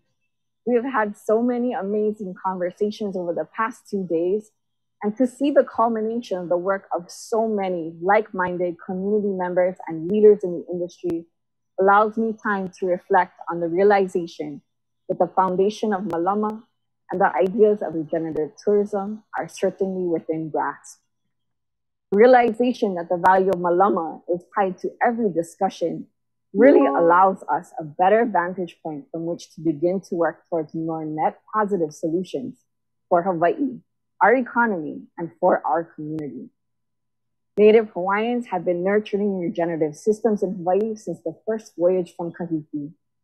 The Ahupua'a motto of living system stewardship and Hawaiian values like Ho'okaulike, Ma'alama, and Aloha Aina are just a few that Native Hawaiians have applied and made actionable since time immemorial. But no matter the context, Native Hawaiian culture remains the key to regenerative future and how Hawaii is viewed from a global perspective as well.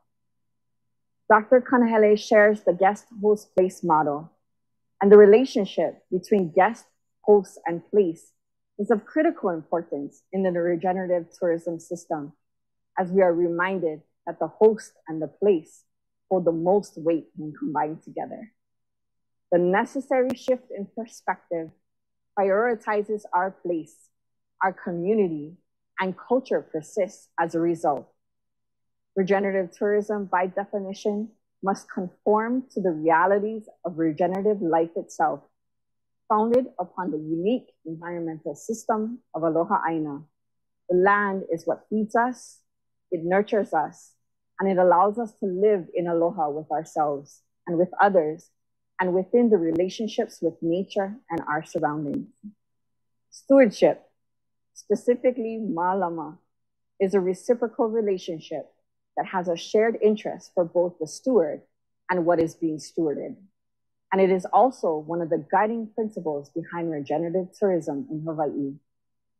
Circular economy also has a pivotal role to play in ensuring that money generated in Hawaii stays here in Hawaii, reducing capital flight and supporting local families and programs that make Hawaii stronger and more resilient.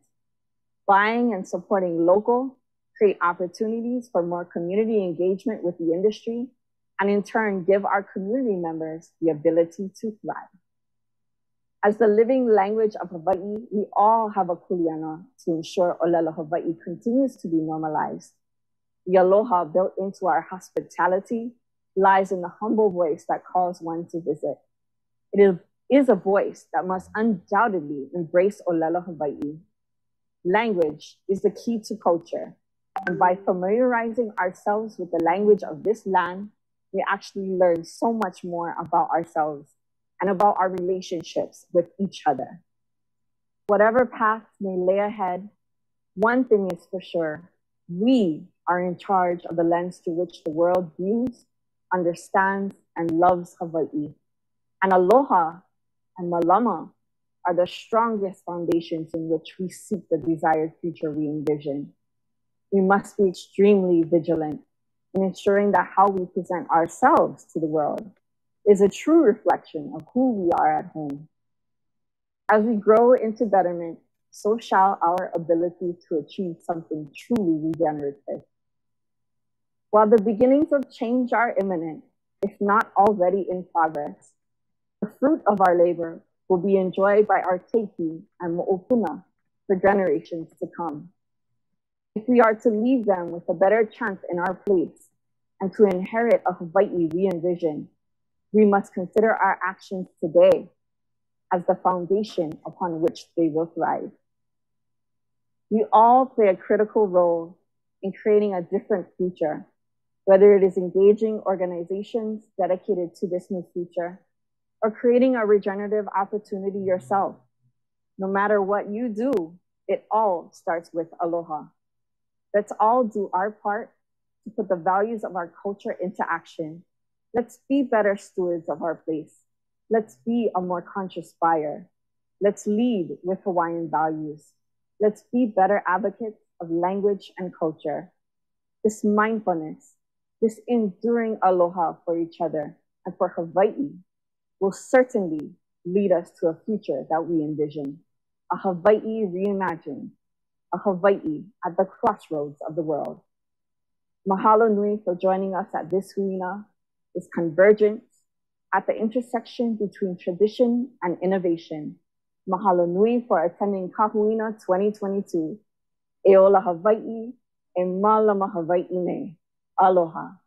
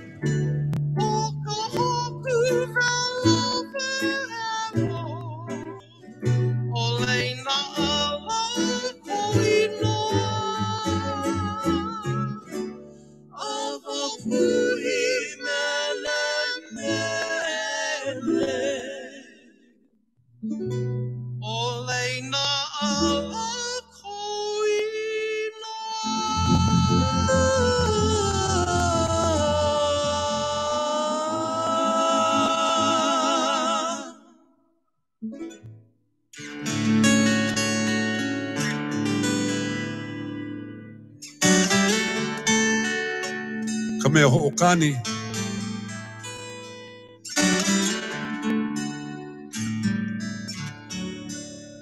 Music makers.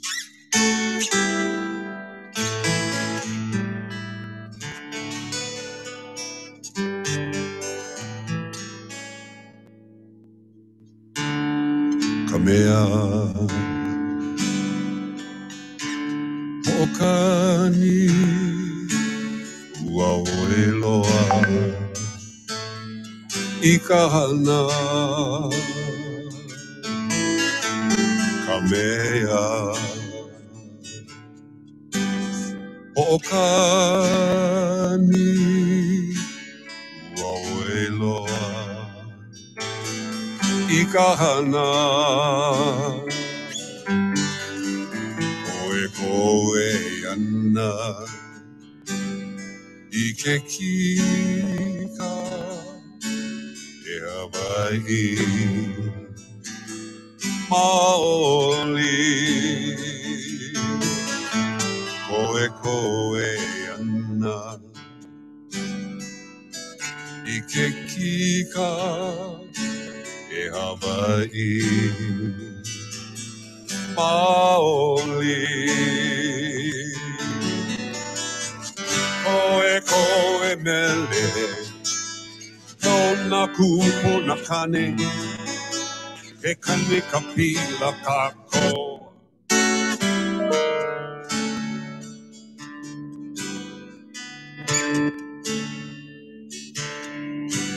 Veia na mo'olelo I haoli ai Nakanaka Veia na mo'olelo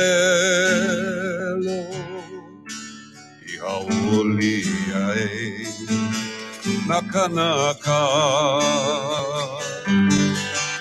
Na mele o Hawaii Kahiko I mele ia Me ka mai kai Na mele o Hawaii Kahiko I mele ia Me ka mai kai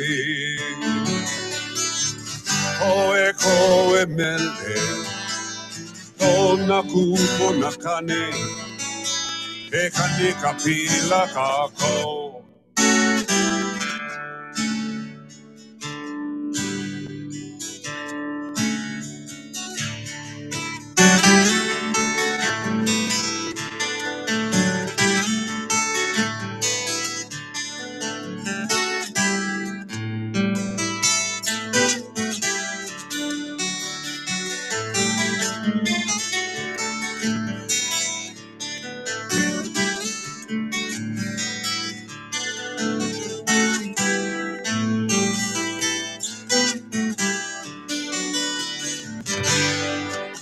Ha'i mai ka mo'olelo no ka mea ho'okani Ha'i mai ka mo'olelo no ka mea ho'okani Koe koe mele Tona kupo na kane E kane kapila kako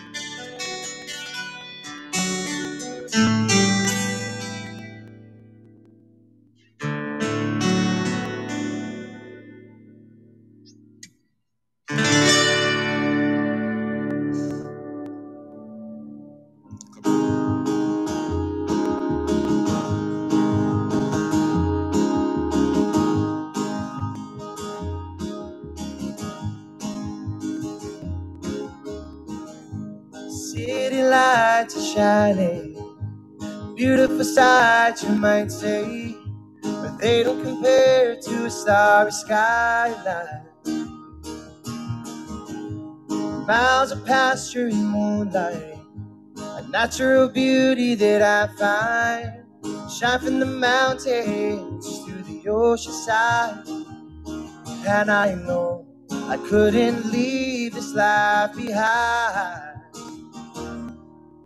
Wake it to warm sunrise, or the sunset on an evening drive. Sea breeze on an open coast, that's what I love the most. Feeling of an ancient wind, climbing up to her home again. Rolling hills, beautiful skies, island light.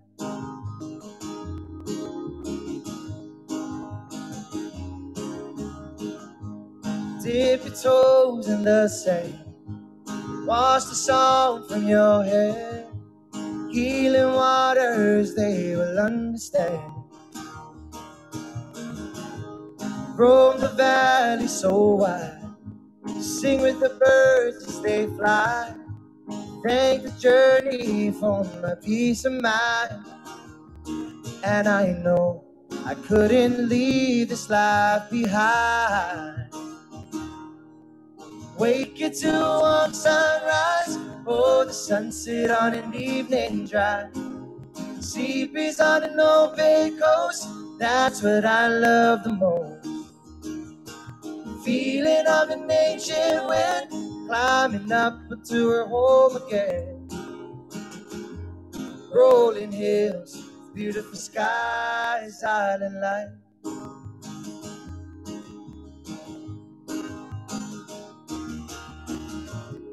There's a place that I wanna go to see the other side, 'cause I know the grass is greener where I reside. Take me home so I don't have to dream for another night. 'Cause when I rise,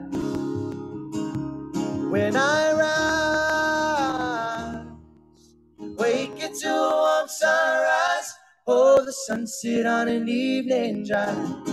Sea breeze on an open coast, that's what I love the most.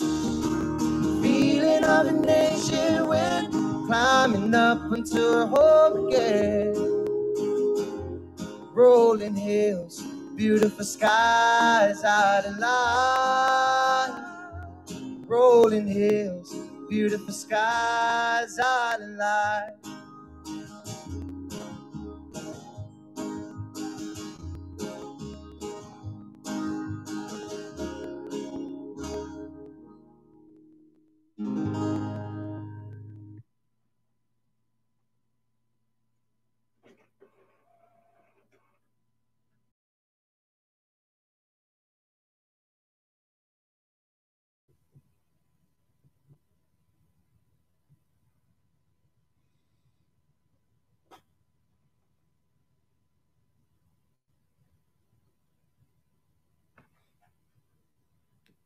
Industry representatives. This opportunity has been another way to place action on the value of Ma'alama, and we are excited to hear what the future holds for these amazing small business ventures. We hope this initiative will set the foundation for a long-term mission of strengthening, elevating, and bridging the gap between Hawaii's locally owned businesses and the visitor industry. Our community is a diverse and integrated system of Pilina relationships. It is founded upon the values of Native Hawaiian culture and the countless generations of Kanaka Oiwi who have come before us and who have thrived in the most isolated landmass in the world. Through the lens of being Kanaka, our Hawaiian values and relationships also have a role to play in facing the challenges and opportunities that exist within our Hawaii economy. In our second panel, we seek to uncover the opportunities ahead of us in the shift toward a more circular and regenerative tourism economy. We will discuss how indigenous infrastructure models, entrepreneurship, circular economy, and community groups all play a critical role in seeking a truly regenerative model. what are some areas of most concern as we look at the larger picture, and what do we need to be taking stock of? Leading us in this conversation is Kirsten Kahaloa, president of Hui Oi Hana, a Native Hawaiian Chamber of Commerce located on Hawaii Island. Aloha mai kako. Mahalo for being here, everyone, today. We're super excited to talk about regenerative tourism and circular economies. So my name is Kirsten Kahaloa, and I am here representing Hui Oi Hana, the Hawaii Island Native Hawaiian Chamber of Commerce, as well as my professional role at Iole Global Resiliency Hub in Kohala, which focuses on creating a model for sustainability grounded in Indigenous knowledge. I'm super excited to be here and happy to have you folks with us today. And we have a esteemed panel of amazing leaders here in our room today, which I'd like to introduce. We have John Morgan from Kualoa Ranch, and we have Mahina Paishan Duarte representing Aina Aloha Economic Futures. Mahalo for being here. Aloha mai. As we get started, I know we're not physically on Aina, or we're above Aina, not touching Aina, and just to kind of connect us to sense of place, I just kind of wanted us to share what maybe in this moment, whether it's childhood memory or where you feel you want to connect to, what Aina and or Vai is meaningful for you just in this moment. Doesn't have to do anything with regenerative tourism or circular economy, but let's bring Aina or Vai into this room today. So I don't know who would like to go first and introduce themselves, and then that space for you. I'll start. I got a couple of different Aina and Vai that are important to me. Part of my whakapapa, if you want to call it, comes from New Zealand and Aotearoa, and we're part of the Tainui that is in the Waikato area. So my daughter's living down there now, and so that's meaningful. But other than that, here in Hawaii, Kualoa Ranch is where I've made my entire career.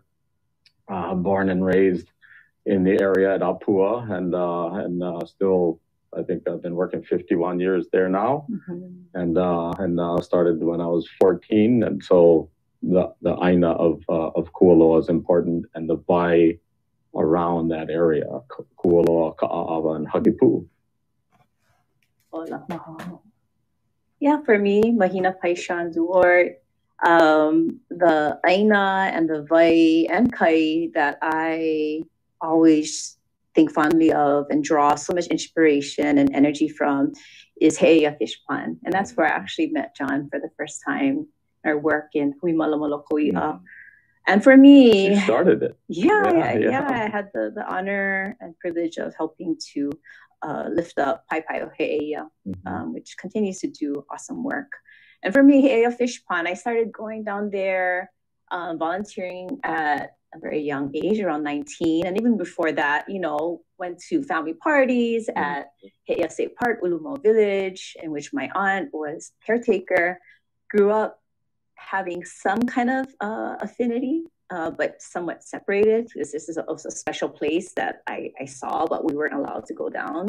But as I had the opportunity as a teenager to visit He'eia Fish Pond, I was just always intrigued with this mystery. Like, I knew that there is it was a place that held great power and great wisdom, and we just needed to spend time with the place and unlock it. And for me, that's why I feel so blessed to be able to go back to these kinds of Aina that really awaken within us this deep ancestral connection and responsibility to place. And if I hadn't had my time at He'eia, I would have not been able to serve in the other ways that I have in charter schools, in business, in policy making. So it's Aina that continues to feed me and to guide the way that I live my life.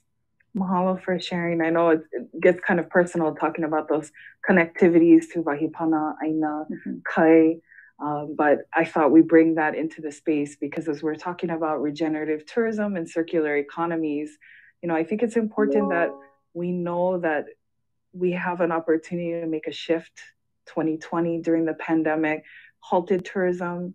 I know it was challenging, it was scary for some at different various levels, but I think we've seen that there are opportunities to shift, to pivot, to reevaluate some of the things we're doing within the visitor industry, within our communities as a whole, and see, are there ways we can do things better? We know that as community, with visitor industry pretty much halting, we saw Aina Kai regenerating, and what that meant for people in community, or community members being able to go visit spaces where it was like, too many tourists, I don't go there anymore. But those were special places as a child.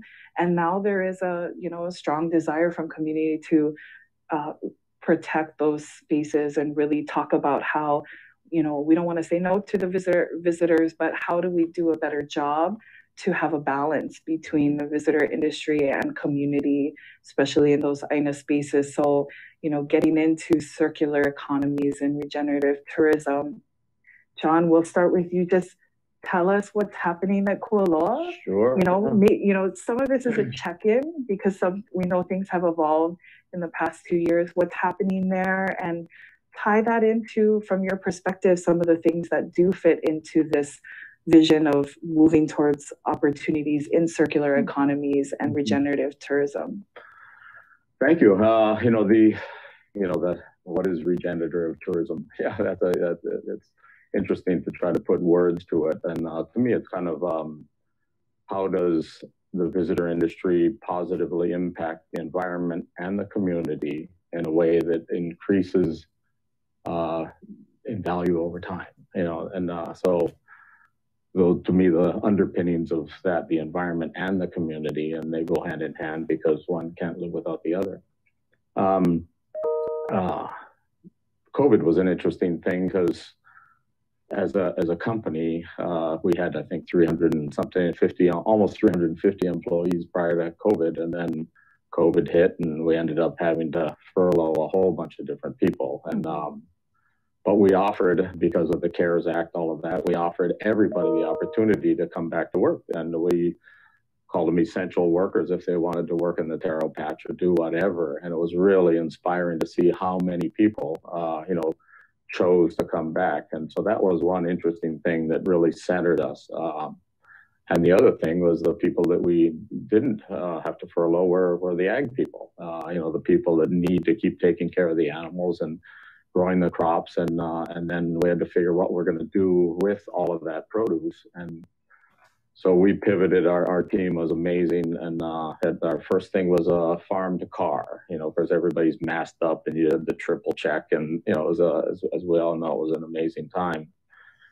But you pivot, you figure out what's next, and for us, the development of the local market for our ag products further was a benefit, and then related to tourism, what we did is we kind of made everybody drive out to Kualoa, and a lot of people here in Honolulu don't realize Kualoa is not that far away. The windward side is not that far away. Some people feel like, oh yeah, I might as well go to Maui or something if I'm gonna have to go to the windward side of the island. But so the local market, both for ag and for just come to see what we have going on as things opened up. So that was one of how we evolved. And now we're not back to full swing, but we have over 300 people. We've got all kinds of different agriculture going on. Our education programs are coming back. Prior to COVID, we had about 12,000 local school kids a year coming out there, and we had a lot of visitors, and we have all kinds of different opportunities for visitors, and so and we're coming back, and things are good. So. Mahalo for sharing, Mahina. Just in case anyone doesn't know, I believe everybody knows what Aina Aloha Economic Futures Initiative is and what's been going on. If you want to just kind of tell us about that and what are the next phases of that worker space, or what's happening with what has been started since the pandemic. Sure. So Aina Aloha Economic Futures is really just a coalition of 14 individuals. And we came together during the height of the first shutdown.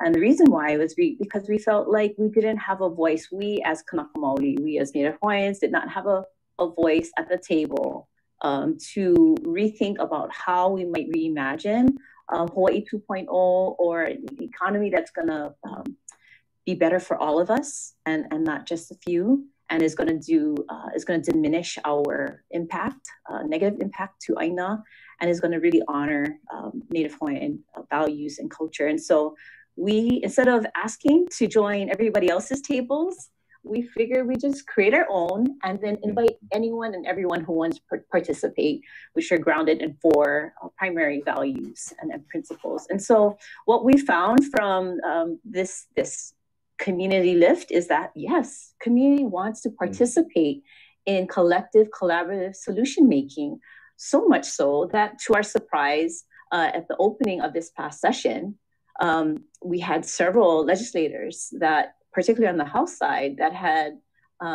called out Aina Aloha Economic Futures and our model and our priorities within our policy playbook, within their some of the items that they're going to put forward as a legislature.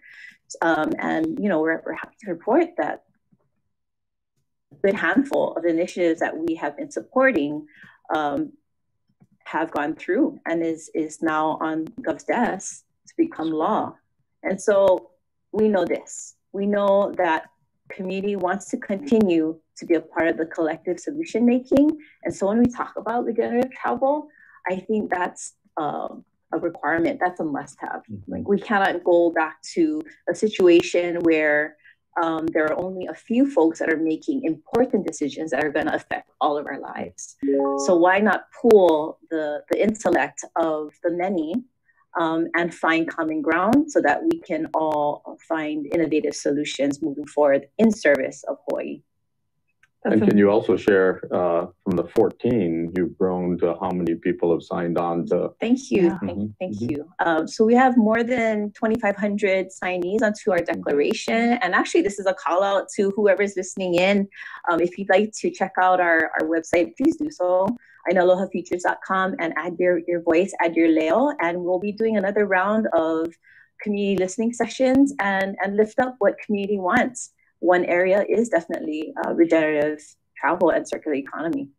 Awesome. And to follow up too, gosh, I'm going to mess this up, but you folks had like a checklist and a grading system. What has been the feedback, or are there any examples of those who've used it, whether it's within the visitor industry sector or not? How have people kind of taken on and actually used it within the working spaces that they do that fit into this platform? Sure, thank you. You know, us local people, we love to talk story, but we love to take action.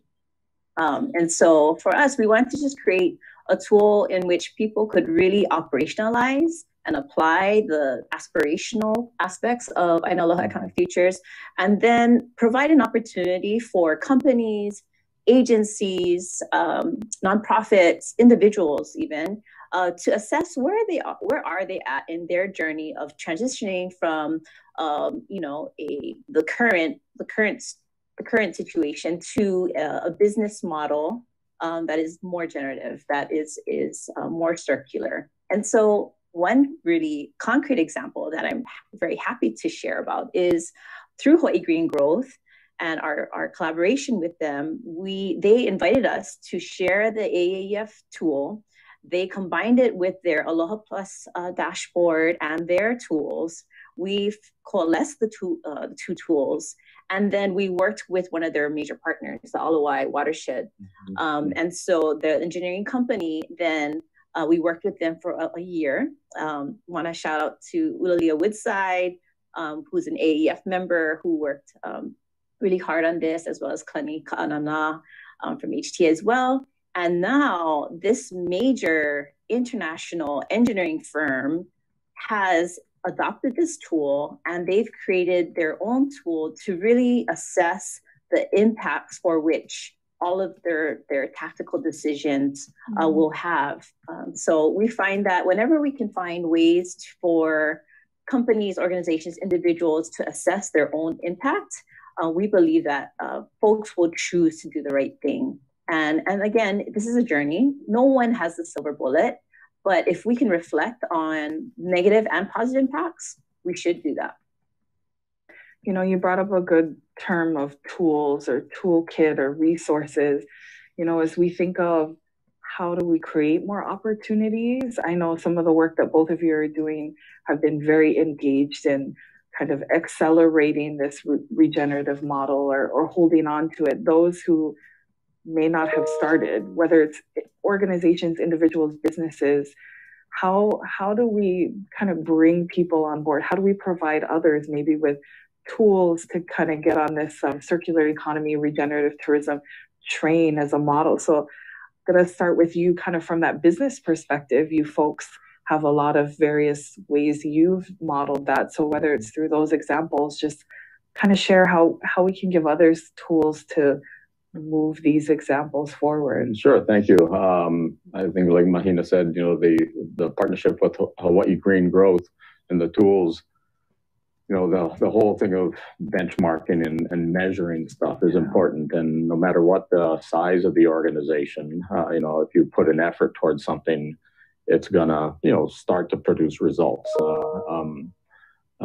You know, we are lucky that we're large enough. We hired we created a sustainability manager position, and part of that person's duty is to start to do the measurement of different things. And so we actually produced a sustainability report, and we actually have a whole stewardship department that just, you know, manages, you know, native ecosystems. And so that's part of the sustainability report is the data. How many koa trees did we plant? How many, you know, all kinds of different things. And we do native bird surveys and whatever.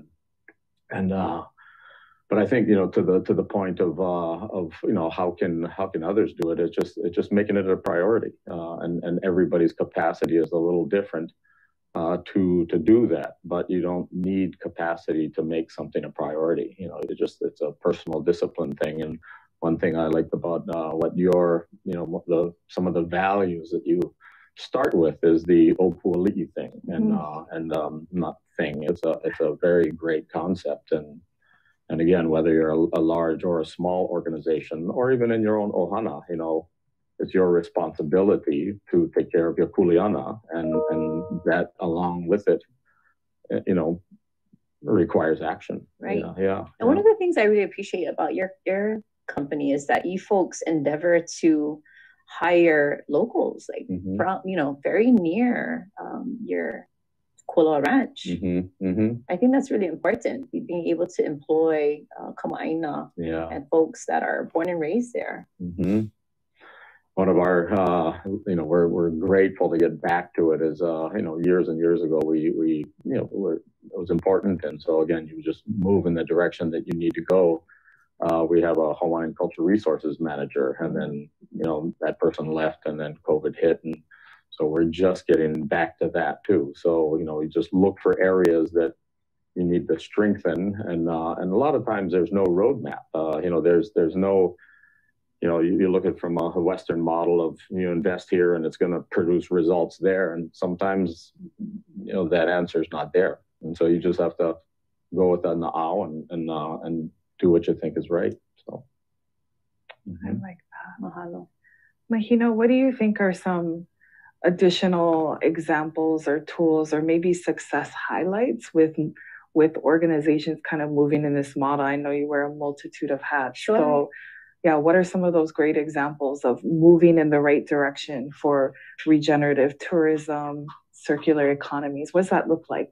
Yeah, so I think in Hawaii, we have some really great examples, particularly in the fashion industry, right? So you have Kealo Piko, for example, that is trying to put a spotlight on the harmful practices that fashion can have, right? So, you know, the dyes that are used, the material that's used, and I love that they're trying to source and source all of their materials to the extent possible and do all their printing here. If folks didn't know, fashion is like one of the major contributors to waste globally. So that's an area I think that we are already having some effect. I think the other area is like construction. So I have a friend who's executive director of Reuse Hawaii. So there's lots of opportunities in deconstruction. So with the material that we have, you know, like how do we reuse the material that we have instead of trying to import and to continue to degrade mountainsides and hillsides to create concrete? There are now industries in which you can refab wood, like the Albizia project, you know, invasive woods, where you can refab concrete and so forth. So circular economy is really about thinking about how can we reduce waste within the value chain. And so we have really great examples, I would say, in these other sectors. Outside of Kualoa Ranch and maybe a few other Aina-based organizations, I think we have yet to create our shining examples. And to me, that's the excitement. That's the excitement of it, right? Yeah.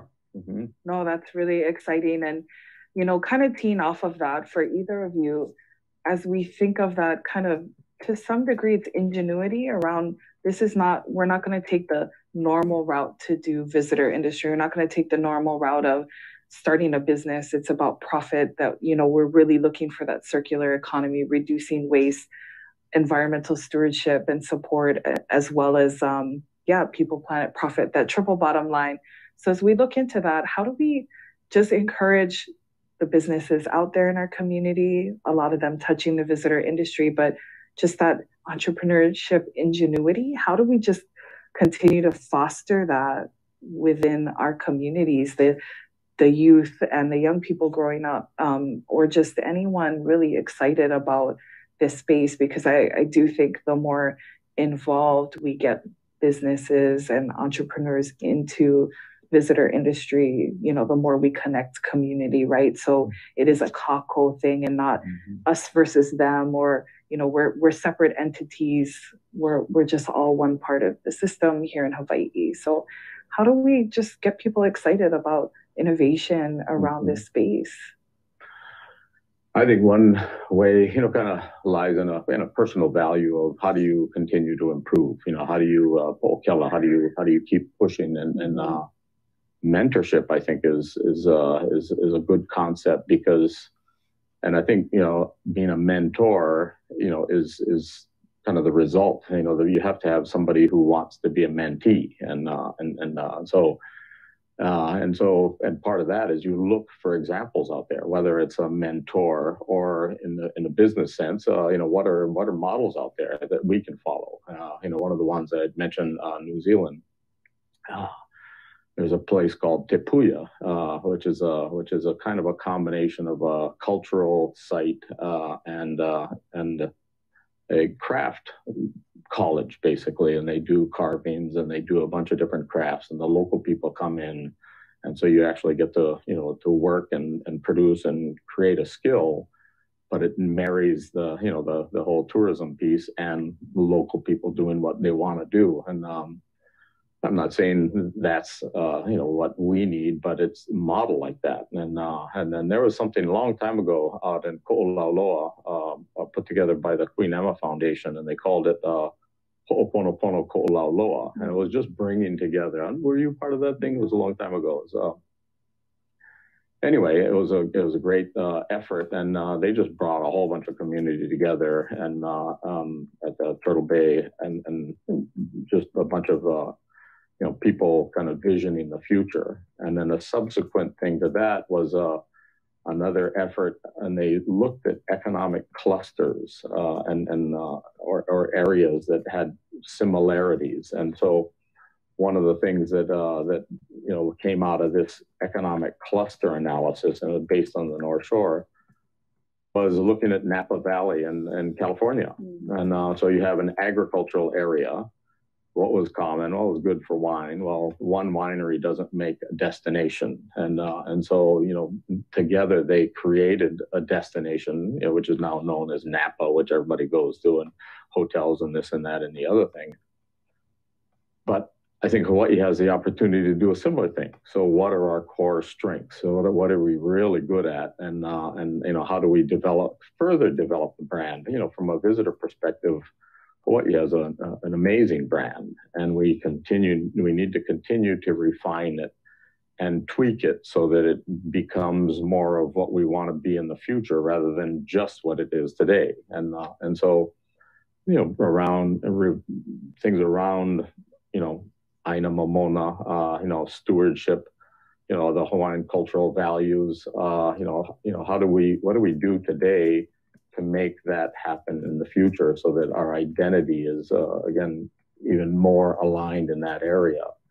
And so, I know I rambled a bit, but the whole idea of, okay, what's going on in Maui is that can you do something that bolsters that? How do you inspire entrepreneurship around those ideas? And so there's fertile ground for a lot of things, but it takes people, and it takes people wanting to improve their own lives, and for the betterment of our community. I agree with you. I think we do need to start in the place of core strengths. Mm-hmm. And so for me, I think what entrepreneurism can bring to this conversation and to the opportunity for a future, more vibrant, more just, more resilient Hawaii is like, how do we design business models that are going to help us shift from quantity to quality, right? Mm-hmm. From transaction to relationship, mm-hmm. from a place mm-hmm. of like correction to connection, as one of mm-hmm. my mentors, Uncle Pona Shim, would say. Mm-hmm. And how do we really, and if we think about regenerative travel, the premise of that is that we have to be able to regenerate, right? Mm-hmm. So if we as the stewards of Hawaii, of this land, if we don't create the opportunities, if the tourism partners do not create the opportunities for locals to find ways in which they can regenerate with Aina, then there's going to be a missed opportunity. And I think mm-hmm. we're going to continue to feel the pains of the current tensions and conflict. Mm-hmm. So I think if we focus, how do we build out business models like yours that are trying to shift towards a more quality experience, right? Mm-hmm. High impact experience that are really focused on a couple of areas. Like when we say core strengths, we all love to eat over here, right? Mm-hmm. We all love to eat. We all love to talk story. So why not try and find entrepreneurs and provide funding opportunities to our storytellers, to our media makers? They're going to tell authentic stories in our ways that are also going to compel the kinds of travelers that we want, mm-hmm. right? Mm-hmm. When we talk about food, we have an awesome food systems community here that is doing tremendous things. Mm-hmm. But why can't we work with them more closely to coordinate across, right? Well, so when we're talking about farm to school initiatives, why can't we also talk about, initiatives that are also going to, possibly benefit the conscious traveler, right? Yes. So yeah, we need entrepreneurs and innovators to help create the solutions that we want. And we need to source these folks from communities, mm-hmm. because that's going to be part of the solution making. Correct. And, we know over years, even pre-pandemic, there's a shift for the conscious traveler or the visitor that wants an authentic experience. We know that one of our greatest visitor and connective tissue, support system, are our cousins from Japan. Mm-hmm. They want authentic experiences. They want the quality of what's grown local, what's sourced local, the most localicious, local authentic experience. We know the Japan visitor is demanding that, but we also know a shift globally is also demanding that. it's important that we continue to support those initiatives and endeavors. The PSA, Buy Local, Support Local, has been one theme that has been coming around. But as we think about that, John, talk to us a little bit about some of those areas of, I know you're doing kind of like eco tours, and I think more recently, maybe you added that kind of like agricultural experience tour. Mm-hmm. So tell us about that, and then go a little bit into some of the agriculture work and aquaculture work you've been doing at Kualoa, just a little bit more. Sure. And we have a relatively big visitor operation, and some of the things that people do are activities. We have horseback rides, ATV rides, a zip line, and our newest thing is e-bikes. And so people go through the property, and those are activities. But we also have tours of the property, and so we had to kind of develop, our own brand of what is Kualoa, because nobody knows what Kualoa is. I mean, so we had to develop this brand, and of course, I won't go into the whole evolution of it, because we started way different from where we are now. We had helicopters and jet skis and, things that didn't really fit, but we had to grow and evolve. So now, part of our growth in agriculture is developed around the visitor. So we have 5 different tours of the property, because the property is just under 4,000 acres. And each one of the tours highlights the ag and highlights kind of what we're doing. And so when we built a piggery, a 6,000 square foot piggery, we put it right on the tour. And so the visitor gets an experience, starting off with kind of an area where it looks like an ancient Hawaiian setting. And then so we talk about how, back in ancient times, there was no imports, no exports. And so I think you had mentioned, it's all about stories. It's all about stories and relationships. And so we tell a bunch of different stories. We have the Hawaiian cultural stories that we tell. We have the agricultural stories. We have, the history of the place. And then of course we have Hollywood, which is definitely a benefit. But that's what our whole thing is. How do you tell stories, and how do you tell stories that are relevant to the customer, that really hits their heartstrings, and people like environmental successes, and so when we're developing agriculture and we put it right on the tours, and people go through the taro patches and they go through different areas, and they see, they see the beauty and everything. That's kind of what we try to do, is we leverage the strengths, actually, what I think are representative of Hawaii in general. This is a beautiful place, and really our biggest comment is always about the staff. It's really amazing. To your point, we're lucky we have a lot of local people, but it's not only local people. That everybody needs to belong. Everybody needs to, and we focus first on employees, and they feel they need to belong, and they need to feel proud of what they're doing. And then if they're sharing a place with a visitor that they're proud of and they can identify with, then it is even that more enriching. So I think, getting back to your point, we have these 5 different tours of the property. Each one goes into a different area. Each one of them focuses on a little bit of agriculture, whether it's oysters in the fish pond or shrimp in an old converted lo'i, or lo'i itself, or pigs or sheep or whatever it is. That's what we try to offer and give our guests. Yeah. I want to touch upon what John said about this idea of belonging. You're right. I mean, that's core to humanity, right? That's sense of belonging, sense of connectedness is, really important.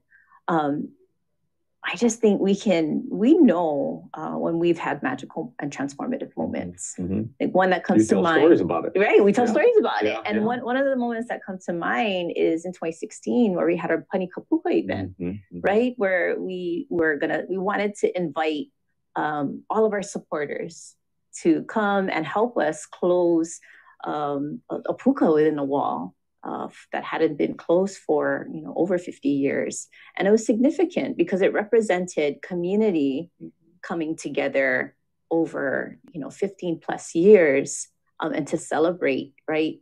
Celebrate the ancestral ingenuity that has been left for us, and then to celebrate it and then take it forward. And to what was like one of the most outstanding moments is that when I was there and I looked to my left and to my right, 2,500 people.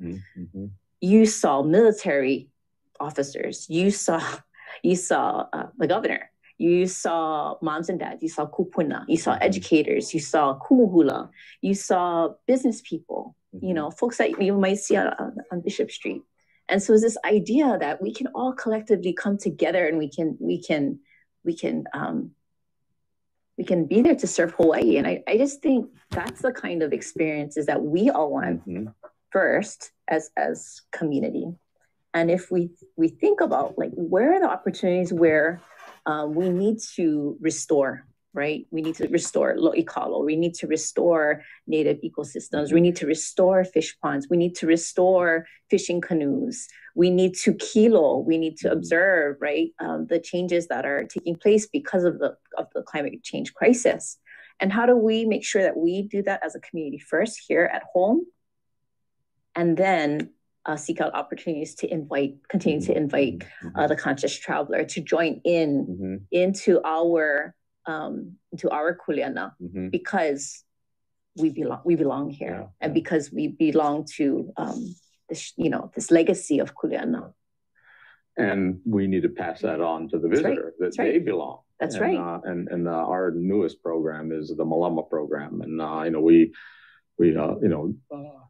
provide an opportunity for people to get into the taro patch with Evie right now. It's a relatively small operation, but she's gotten great reviews. The program's gotten great reviews, and people love that. They because they're belonging now, and so. And the next one coming up is going to be a tree planting thing where people will be able to go up into and plant their own tree. And so those are, but people want to belong. They want to belong. They want to make a difference. The Panikapuka was an amazing event. Yeah. So that's great. Yeah. All of us know we live in such a unique and beautiful place that we have family or friends that come and visit, right? And we have to also learn to play host personally, and we also want to create authentic experiences. And I recently had a friend visiting from college, and I was trying to figure out what authentic experiences could I take this really close friend on, so they can really connect deeply with Hawaii, belong, find that sense of place. And I was looking for ag tours. I was like, could have forced them on the things I'm passionate about. Kalamai, sorry, friend. But I looked for different ag tour opportunities, and I want to give a shout out Kohana Rum. We decided to go there. They were passionate about sampling alcohol. I was passionate about an agricultural tour. And I just have to say, they did a great job. I learned about native coal and sugarcane. And, growing up, you just know, oh, that's sugarcane. I was raised on top of an old sugar cane in Kapolei. Like our houses, our homes, Kapolei was built on old sugar cane. So to be able to connect just in an agricultural tour personally as a Native Hawaiian, not understanding all the native varieties, they could have picked any variety. Maybe there's non-native sugar cane that tastes better, but they said, no, we're going to use the native varieties and we're going to source those. We're going to teach people about them. And that's how we're going to create an authentic experience. And I just appreciate that they do that. They also take old barrels and some of that waste and have partners to transition that so it gets fully utilized so they can reduce their waste. So I think there definitely are more businesses and opportunities that in our community for businesses to be authentic, to create more of those authentic experiences. So there's definitely an opportunity to create more authentic visitor experiences.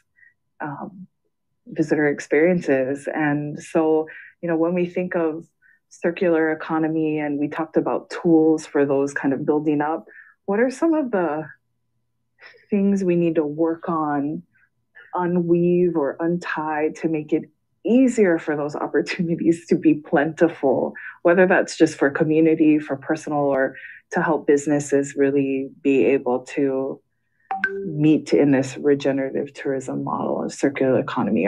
Is there missing links that we just kind of need to unravel, or whether it's legislative support, financial support, resources? What are those things that are tools, but more unraveling to those to create more ways for opportunities? Yeah, I think the larger businesses, they don't really need the help. I mean, because they're established, and everybody needs help, I guess, to whatever extent. But I guess what you made me think about was there are, people in our community that would like to take advantage of that, but don't know how. And part of the whole dynamic of tourism, or tourism that needs to be managed a little different, is communities need to accept tourism on their own terms, and so you need to navigate that one. And if you have a farmer who would love to be able to make a little extra money by having somebody come experience, it's got to work for both sides, and obviously it's got to work for the neighbors too. You don't want to have a whole bunch of people going up to a place that they shouldn't be going because the neighbors don't like it. But I don't have the answer, but I think that's one of the challenges that we need to face is how do people who want to be involved in the visitor industry, how do they find out how to do it? And one of the things we've thought about, because we have a marketing system and people go to our website and all of that, is do we become a conduit for people in the community who want to offer their own experiences, and where we're just and we don't have to be the only one doing that. There could be another way that if somebody doesn't want to be a slip and Kewalo and do the typical fishing thing, but he's a fisherman, he wants to go fishing, and once every 3 times a month he wants to take people out, help them, is that available? Is that possible? If somebody is a pig hunter and are there experiences like that one, the visitor wants, and 2, the local person wants, and is there an opportunity there? I'm not sure. And how do you connect them all?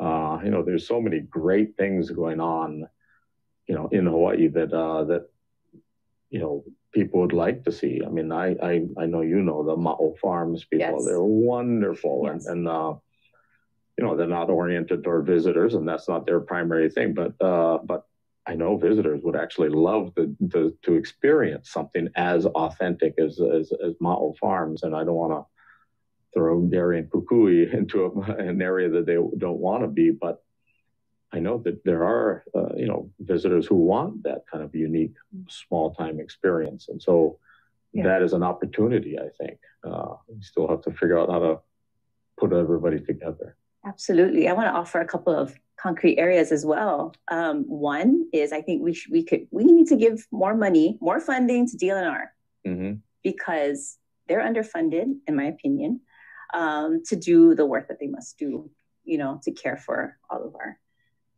maybe to charge more money for some of the areas that are overused. Yeah. Second point is, like, we have examples now. We have good examples of a fee-based operation at Wainapanapa and Maui, as well as Ha'ena on Kauai. So let's expand that, and now at Diamond Head, correct? So now let's expand that and look at other areas for which we can recoup some of the costs for ongoing active stewardship. I think also another thing I would offer is green fee. So the whole green fee policy, for which some kind of fee can be assessed. Like for example, if I travel to Aotearoa or other places, I'm happy to give $40, $50, $60, right? That is going to be recouped by that particular country, and then put into the biosecurity control and other areas. So I'd love to see the legislature look at the merits of the green fee legislation and see what we can do to advance that. And then finally is Olelo Hawaii. Olelo Hawaii is an official language, and if we want to really continue to strengthen our connection as Kanaka Maoli, as Kama'aina, and if they're going to continue to be the employees of these various small companies, mid-sized companies, large companies, then we got to make sure that we continue to feed their knowledge base, right? And so that they're able to draw back to ancestral knowledge, to mo'olelo, to mele, and go deeper into the discovery of what makes Hawaii so special and unique. So let's continue to support the overall capacity of every resident, being able to access Olelo Hawaii. And let's see, I want to be able to see Olelo Hawaii and hear Olelo Hawaii. I love hearing Inikali in the airport, but let's hear Olelo Hawaii in all the spaces. Great suggestions. And as an example, we have some amazing organizations like the Native Hawaiian Hospitality Association, who does cultural trainings, Olelo Hawaii trainings. But, how do we connect all the very, very busy employees in the visitor industry and give them some time and space to access some of those opportunities?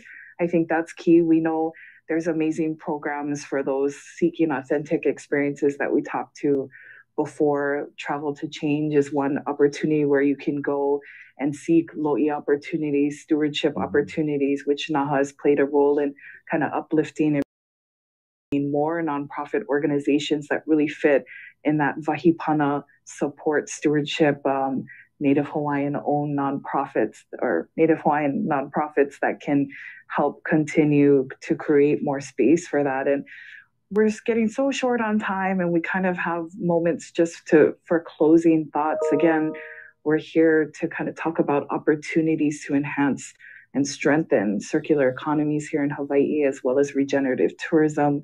We know that Hawaii Tourism Authority is really focused on Malama Ku'uhome or Malama Hawaii as a core theme. So, and as we close, we'll just give time for each of you for those kind of closing thoughts, or if there's something we've been talking about that you just needed to add an additional comment. It's kind of open floor to you, John and Mahina, to just close us out. Yeah, great. Thanks, Kristen. It's and this has been wonderful, Mahine. Just seeing you again and being with you. I guess I'm an optimist. I think Hawaii's, the core strengths that we have are the people and our history and the culture and the Olelo, all of that. I'm optimistic that we can continue to build. It's one thing to start from a disadvantaged position, but we're not starting from a disadvantaged position. We need to be intentional about continuing to try to attract the mindful visitor. We need to continue to try to develop the infrastructure of tourism and our community better to serve all the needs but I think it gets back to the Opuali'i concept of it really is incumbent upon every one of the leaders here. It doesn't matter what the sector we're in to try to keep on improving. And that whole po'okela, kulia ikanu, and just what can we do individually and collectively to push it forward? And the fund the DLNR. That's a great thing. Charge more for parks. Focus on the stress points, but not just complain about it. Come up with solutions. I feel for the people in Manuili, but too many people going and then in a place that can't accommodate them, and we need to focus on those kind of things. But I'm optimistic. I think we have a great community here. And I certainly appreciate NAHA for its leadership in bringing the culture to the focus of our most dominant industry. So thank you. Hello. So I'd like to just read our Ho'okipa principle for Aina Aloha Economic Futures. We are inclusive and embrace the collective that will call Hawaii home, grounded in the fundamental understanding that is our kuleana to control and manage our resources in a way that allows us to fulfill our role as hosts here in our Aina Aloha. And so when I read this, I think of my daughter, my 5-year-old, and it's really neat because she and I are just been a little bit more intentional. So when we go and visit some friends or family in Kohala or maybe in Hilo, we're making a point to prepare to be a gracious and a akamai guest, right?